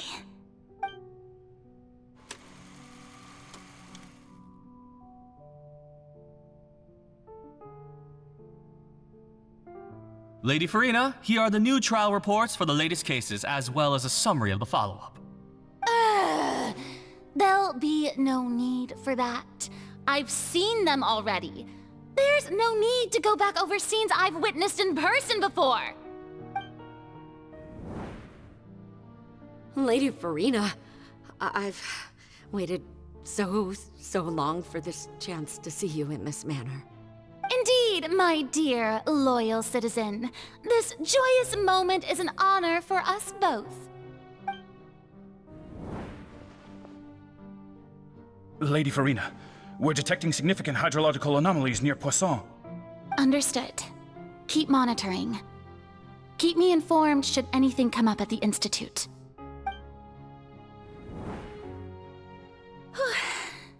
I don't think I let anything slip today.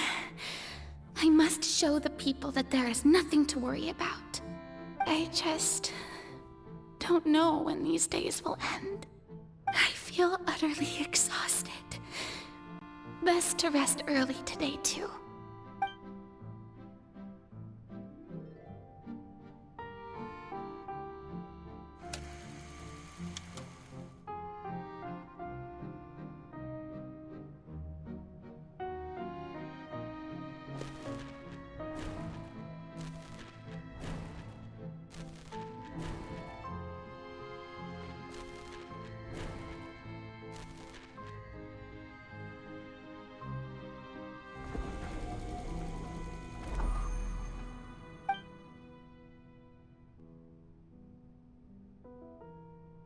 Lady Farina, it's like a dream being able to speak with you up close like this. I've heard that the first member of our family who was honored to receive an audience with you was Madame Dioteria, almost 20 generations ago. And what a fine family yours is indeed. It brings me great joy to meet such a faithful believer. A descendant of a line most ardent. Surely you exaggerate, Lady Farina. My lady? What is it, good citizen? Oh, are you crying? Oh, really now? I didn't even notice. This must be the overflow of hydro from my person. Well, can't quite help being the god whose dominion is the waters, can I? No wonder. No wonder. A manifestation of your power, then. Oh, Archon, I am honored to have witnessed it. Honored indeed.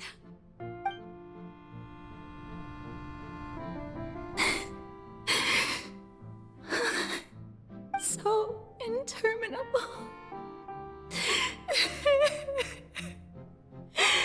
So lonely. Just how much longer? Hundreds of years must have passed by now. Perhaps the show must go on for hundreds more. I never imagined that it would hurt so much. Have I reached my limit? No. Perhaps I reached it long ago. Today I didn't even notice my own tears. I want to tell someone, anyone, about this. But would that not destroy all I've done so far? I've conducted so many investigations across the centuries, but there's not even a sliver of hope that we might break the prophecy. All I can do is keep heart. I must maintain this act. It is the only way to save Fontaine. Please, mirror me. You have to succeed.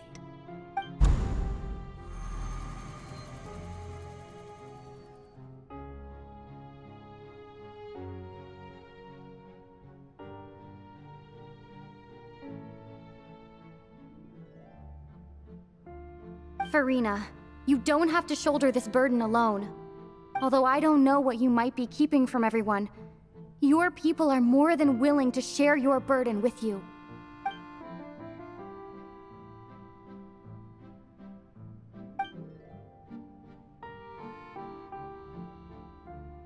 Share my burden. That's impossible. It was fated right from the start that this would be my duty alone. But even if your burden doesn't need to be shared, you can still choose to confide in someone. Just share it with me. I'm what you'd call a witness. A witness? Yes, I've heard that you came to Tevat from beyond the stars, yes. In other words, you never belonged here. And if Tevat is, in its entirety, a show on a stage, then you're just a spectator, aren't you? If that's the case... She's right. I could confide in her, couldn't I? But if things don't play out as expected, the people of Fontaine will be the ones to pay the price. No, Farina. You shouldn't be selfish. But what if it's really alright? Farina, you've worked so hard for so long. Surely it would be okay to put yourself first for once. Just this once. Is it such an outrageous thing to do anyway? To find someone in whom you can confide your frustrations and sorrows? Surely it could not hurt. If you let this opportunity slip through your fingers, it might never come by again. Think about it long and hard.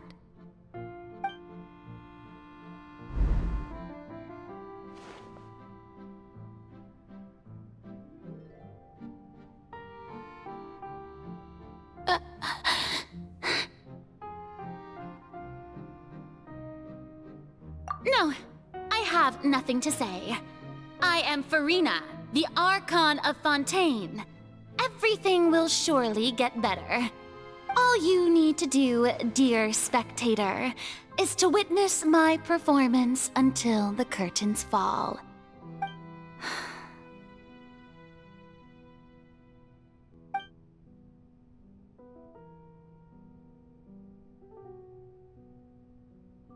Fine.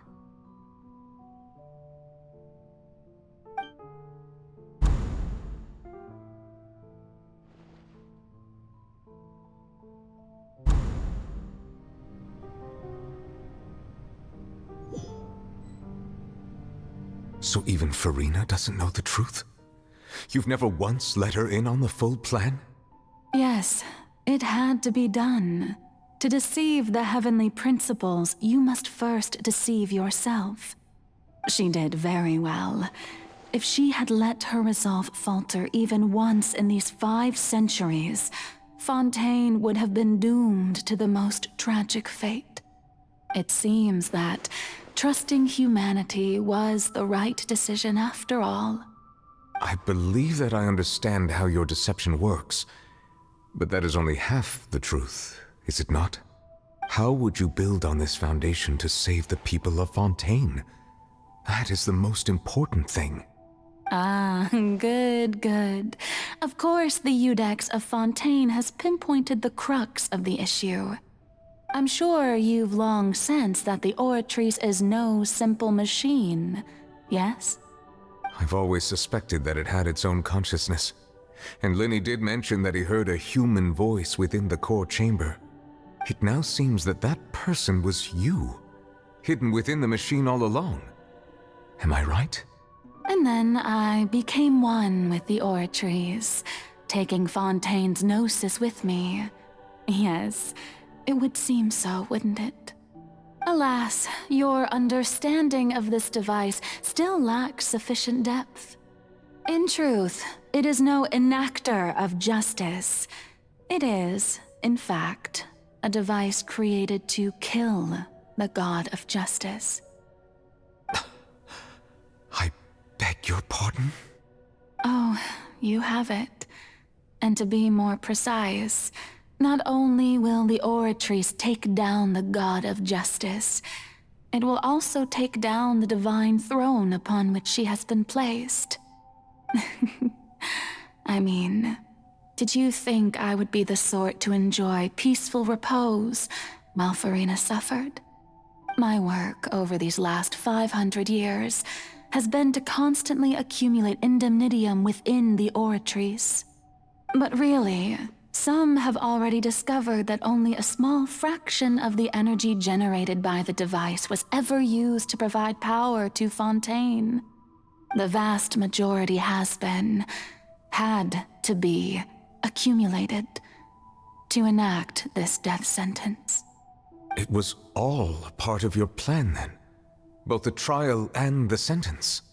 Indeed. This power, accrued over 5 centuries, could have sustained Fontainians for millennia had it only been used for that purpose. Almost all of it has now been stored within the Oratrice. But only power of this magnitude could hope to destroy the Hydro Archon's divine throne, shaking the rules established by Celestia and breaking through the institution that is the Seven. So the Oratrice's call for death was for neither Farina nor Focalor, but for the Hydro Archon. The destruction of that divine throne. If I do not misunderstand your intent, you must be... Returning what's rightfully yours to you, of course. In other words, this was all done to return the authority of the Hydro Archon to the Hydro Dragon of this planet. But...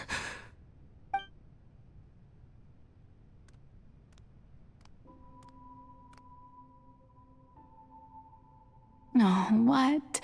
Getting sad again, are we? The authority of the ancient dragons shall soon be yours once more, O Hydro Dragon Sovereign. And this is the face you make.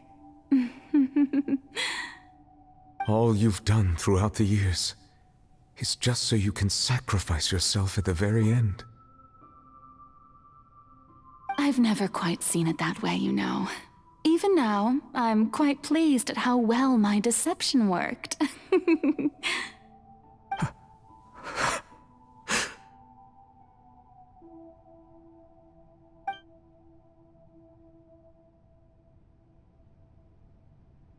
Hydro Dragon, don't cry. I must say, had it been within my rights, I would have loved to judge the heavenly principles themselves. Were they not guilty of essentially the same crime? Egeria stole the power of the primordial sea, and the heavenly principles stole the power you ancient dragons possessed. I, for my part, am the god of justice. And is it not just that your original powers should be returned to you? Speaking of justice, I have always believed that justice lies in the process of pursuing human existence itself. So, if the theft of the primordial sea's might was Fontaine's original sin, then, leaving matters of procedural right and wrong aside, the descent of the Fontanians as humans and their right to exist in this world would be Fontaine's original justice. In other words, existence was Egeria's justice, and to me, justice is the continuation of that existence. Defying the prophecy and ensuring that Fontaine's people shall live on, that should be the justice enthroned over all others. At this point, we, whether it be myself or all other Fontanians, have shouldered the burden of this sin for far too long. Iudex Nervillet, the highest judge in our land, when you regain your full power as an elemental sovereign, what verdict shall you pass upon us? So when I was invited to the court of Fontaine to serve as Iudex, I see now that that was your idea too. At last, I now understand the true purpose behind this position.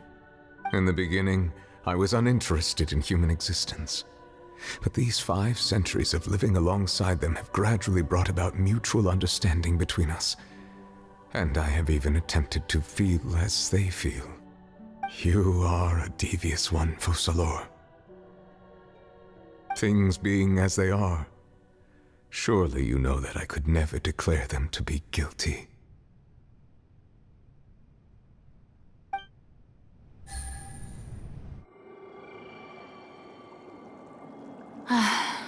The hour of my execution is almost here. For the sinner, the curtain call has come. I know I may not sound it, but faced with death, I find myself a little afraid. Perhaps this is one thing both gods and humans have in common.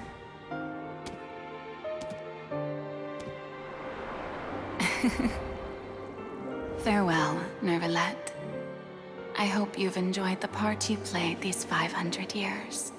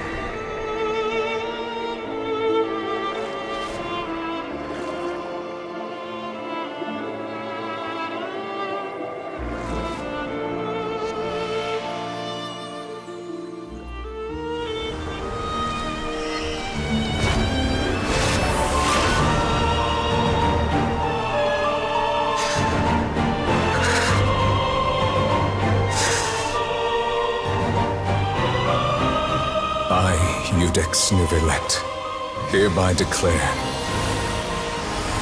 people of Fontaine, your sins are forgiven.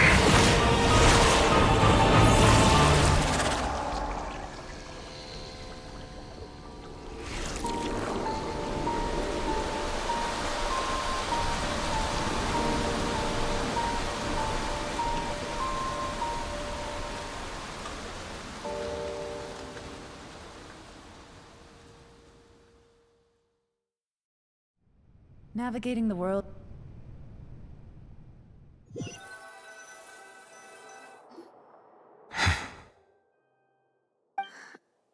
What just happened? Has the death sentence been carried out? Was that bright light some sort of misdirection? I have a feeling that something huge just happened. But since we're all still alive and haven't been dissolved, I assume whatever happened was good for us. It's time to end this. We must mete out punishment to that beast. But didn't you say just a moment ago that it can't be defeated? I have gained the strength sufficient to deal with it. Through certain means, I now have the ability to separate the power of the Primordial Sea from that creature. We should seize the opportunity to pursue our quarry. Traveler, now that the oratories can no longer function, I require an executor to help me mete out justice. The root of the calamities befalling Fontaine, the beast that enacts the prophecy, its name is the all-devouring narwhal. Come with me, traveler. The hour of execution has come.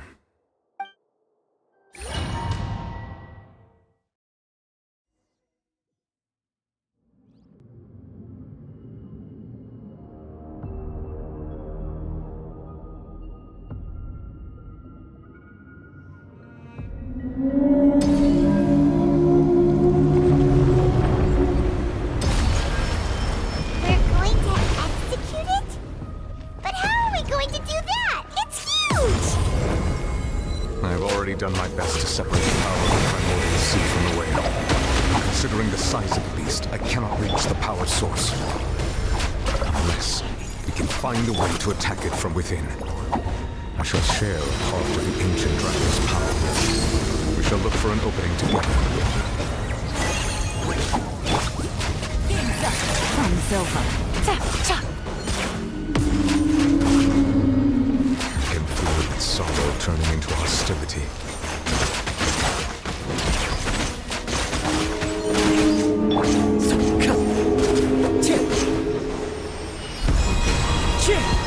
Don't be scared! That hurts!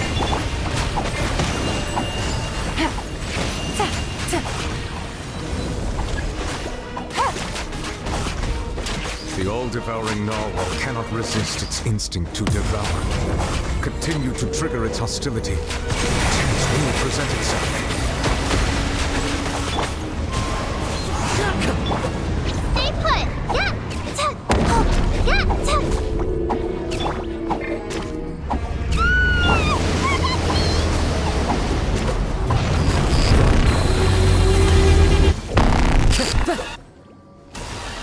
Why is there a hole-looking thingy over there?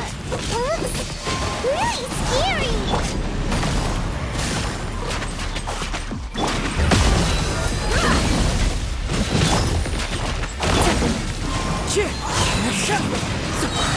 Oh, don't be scared! Fallen leaves, adorn my night! I have granted you my protection.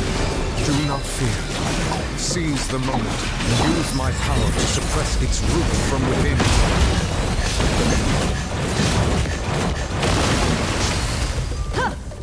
Buckle up!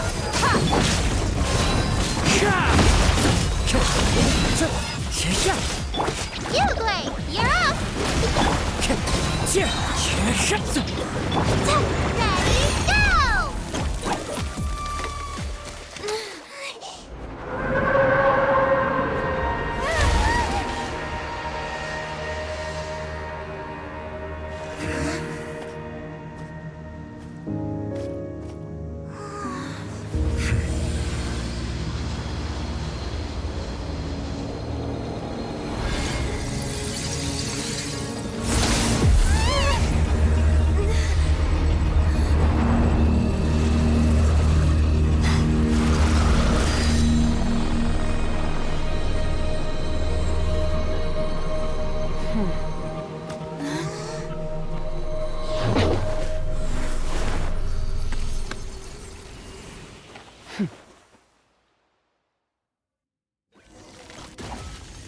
Thanks for helping with the cleanup. It should have been my job, but... oh well. It was just supposed to be a short private training session for me. I didn't think that my disciple and my master's pet would start brawling in the meantime. Well, actually, I had a feeling that it would happen at some point, but they bumped into one another earlier than I thought. What a blunder.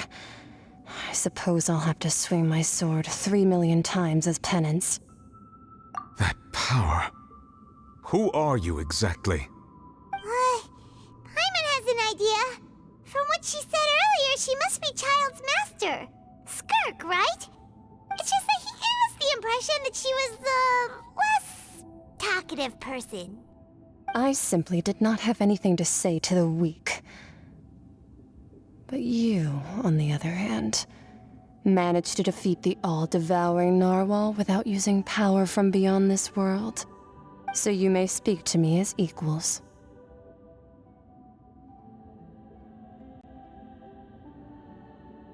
I have to agree. It's a strange use of a planet's primordial waters just to raise an all-devouring narwhal. That kind of power is wasted on it. It's not cooperative. It eats too much. And I have more important things to do with my time than pet sitting. The only thing that creature has going for it is its looks. All in all, it fails as a pet. Miss Skirk? I think you might have missed the point. The point being? Well, being that this pet almost destroyed an entire nation. So what sort of person is your master? Well, Child's master's master. Wait, is that right? Oh, right. So you don't know him. Sorry, I assumed you did. His name is Sertologi. Huh? I am unfamiliar with that name. Huh. So Master isn't sufficiently famous. How should I describe him then? Have you heard of the name The Fowl? The Fowl? Still nothing? Well, how about the Visionary? Vetterfulnir then? Or Gold Rhindaughter? Ooh, that one we've heard! Rhindaughter's part of the Hexen Circle. She's Albedo's mom, right? Oh, so you do know that name. To be honest, I also heard all of those names and titles from my master. I don't actually know them either. But I suppose you understand now, yes? My master is likely a similar sort to Rhindaughter. They are both pursuing some form of perfection. Wait! Didn't you also mention a visionary person? Paimon didn't quite catch their name. Actually, never mind that. I believe it expedient to inform you that the all-devouring narwhal used up nearly all its strength fighting you. Such roiling hydro energies will prove difficult for the planet's deep seas to digest. As such, the Fontaine back on the surface has most likely been thrown into chaos.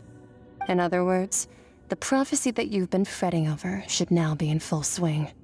What?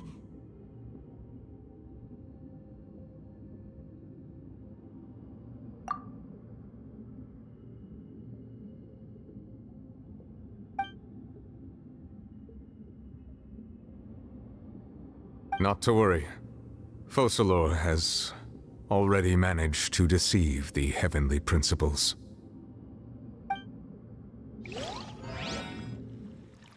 In the end, the people will all be dissolved into the waters, and only Furina will remain, weeping on her throne.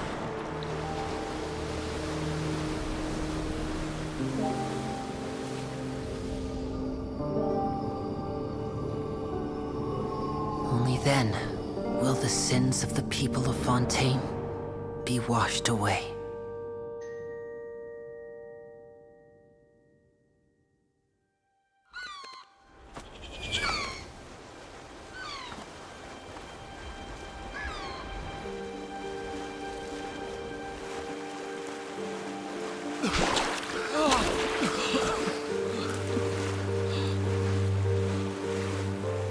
Hey! Help! Over here!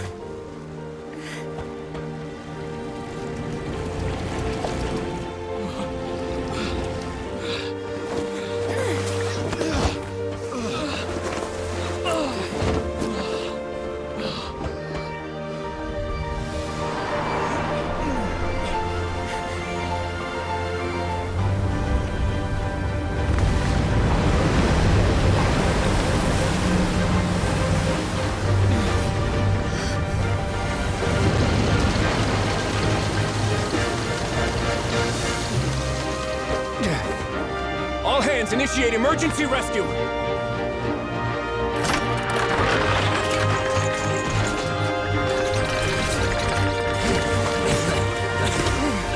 Hurry!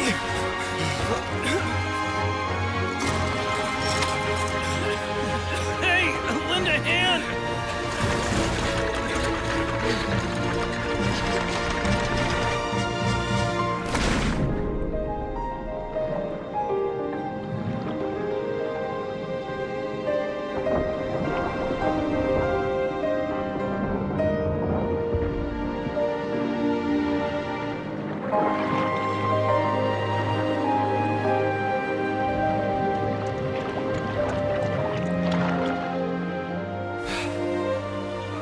Look! The water's receding!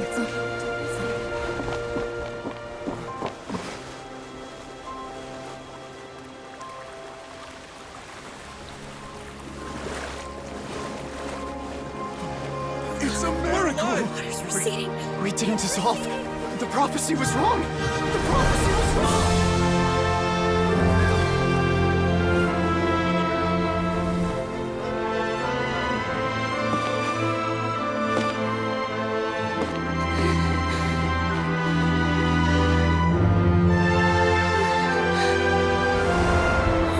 Are you alright? Yeah. We're saved. The prophecy was wrong.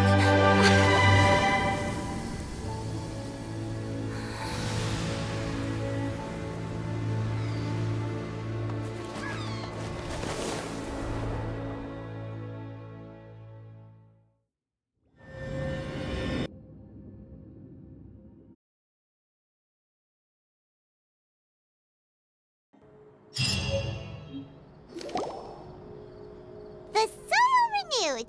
The Spina di Rosula talks post-disaster rebuilding. I recently visited Poisson to meet with Miss Navia, spokesperson of the Spina di Rosula, and we spoke about Poisson's present and future. Old soil can still give birth to new bloom, Miss Navia stated. Hope is like seeing a small cookie when you're starving late at night. You just need a little of it. Skyship Winglet, lunar brain of the Fontaine Research Institute. The various disputes that have arisen on account of Mr. Edwin have suddenly become a shield over the Institute, with Jurier turning out to be a once overlooked hidden gem. People always call the first researcher mad, but few know what to call the second. And should that latter person achieve a miracle, they would find it all the harder to find a word with which to classify him and his team. Wow! Paimon barely recognizes the people in the reports. Are those really Jurier and Navia? They sound like real big shots. What do you think? Pretty enthralling, huh? The Steambird's idea was pretty simple. With the disaster just having passed, we would print a free edition packed to the margins with good news to calm people down. The value for these big scoops lies in their inevitable follow-ups. We'll publish further reports and go into the stories behind those people. Edwin's assistant, Jurier, created a true flying ship, while Navia is leading people in the reconstruction of their home. I'm sure that these stories could draw even your well-traveled eye. Paimon's curious too! Wait a minute. Didn't we watch everything happen from start to finish? What's there to be curious about? And that's exactly why I'd like you to come conduct interviews with me. You're the best incubators of news, if you haven't noticed. And also, with you around, I'm sure I'll get to see that Duke. Are you sure? Hasn't he turned you down several times already? Oh, this time will be different. Come on, let's head to Poisson first, and then make a trip to the fortress. There are some things you'll only know when you get there.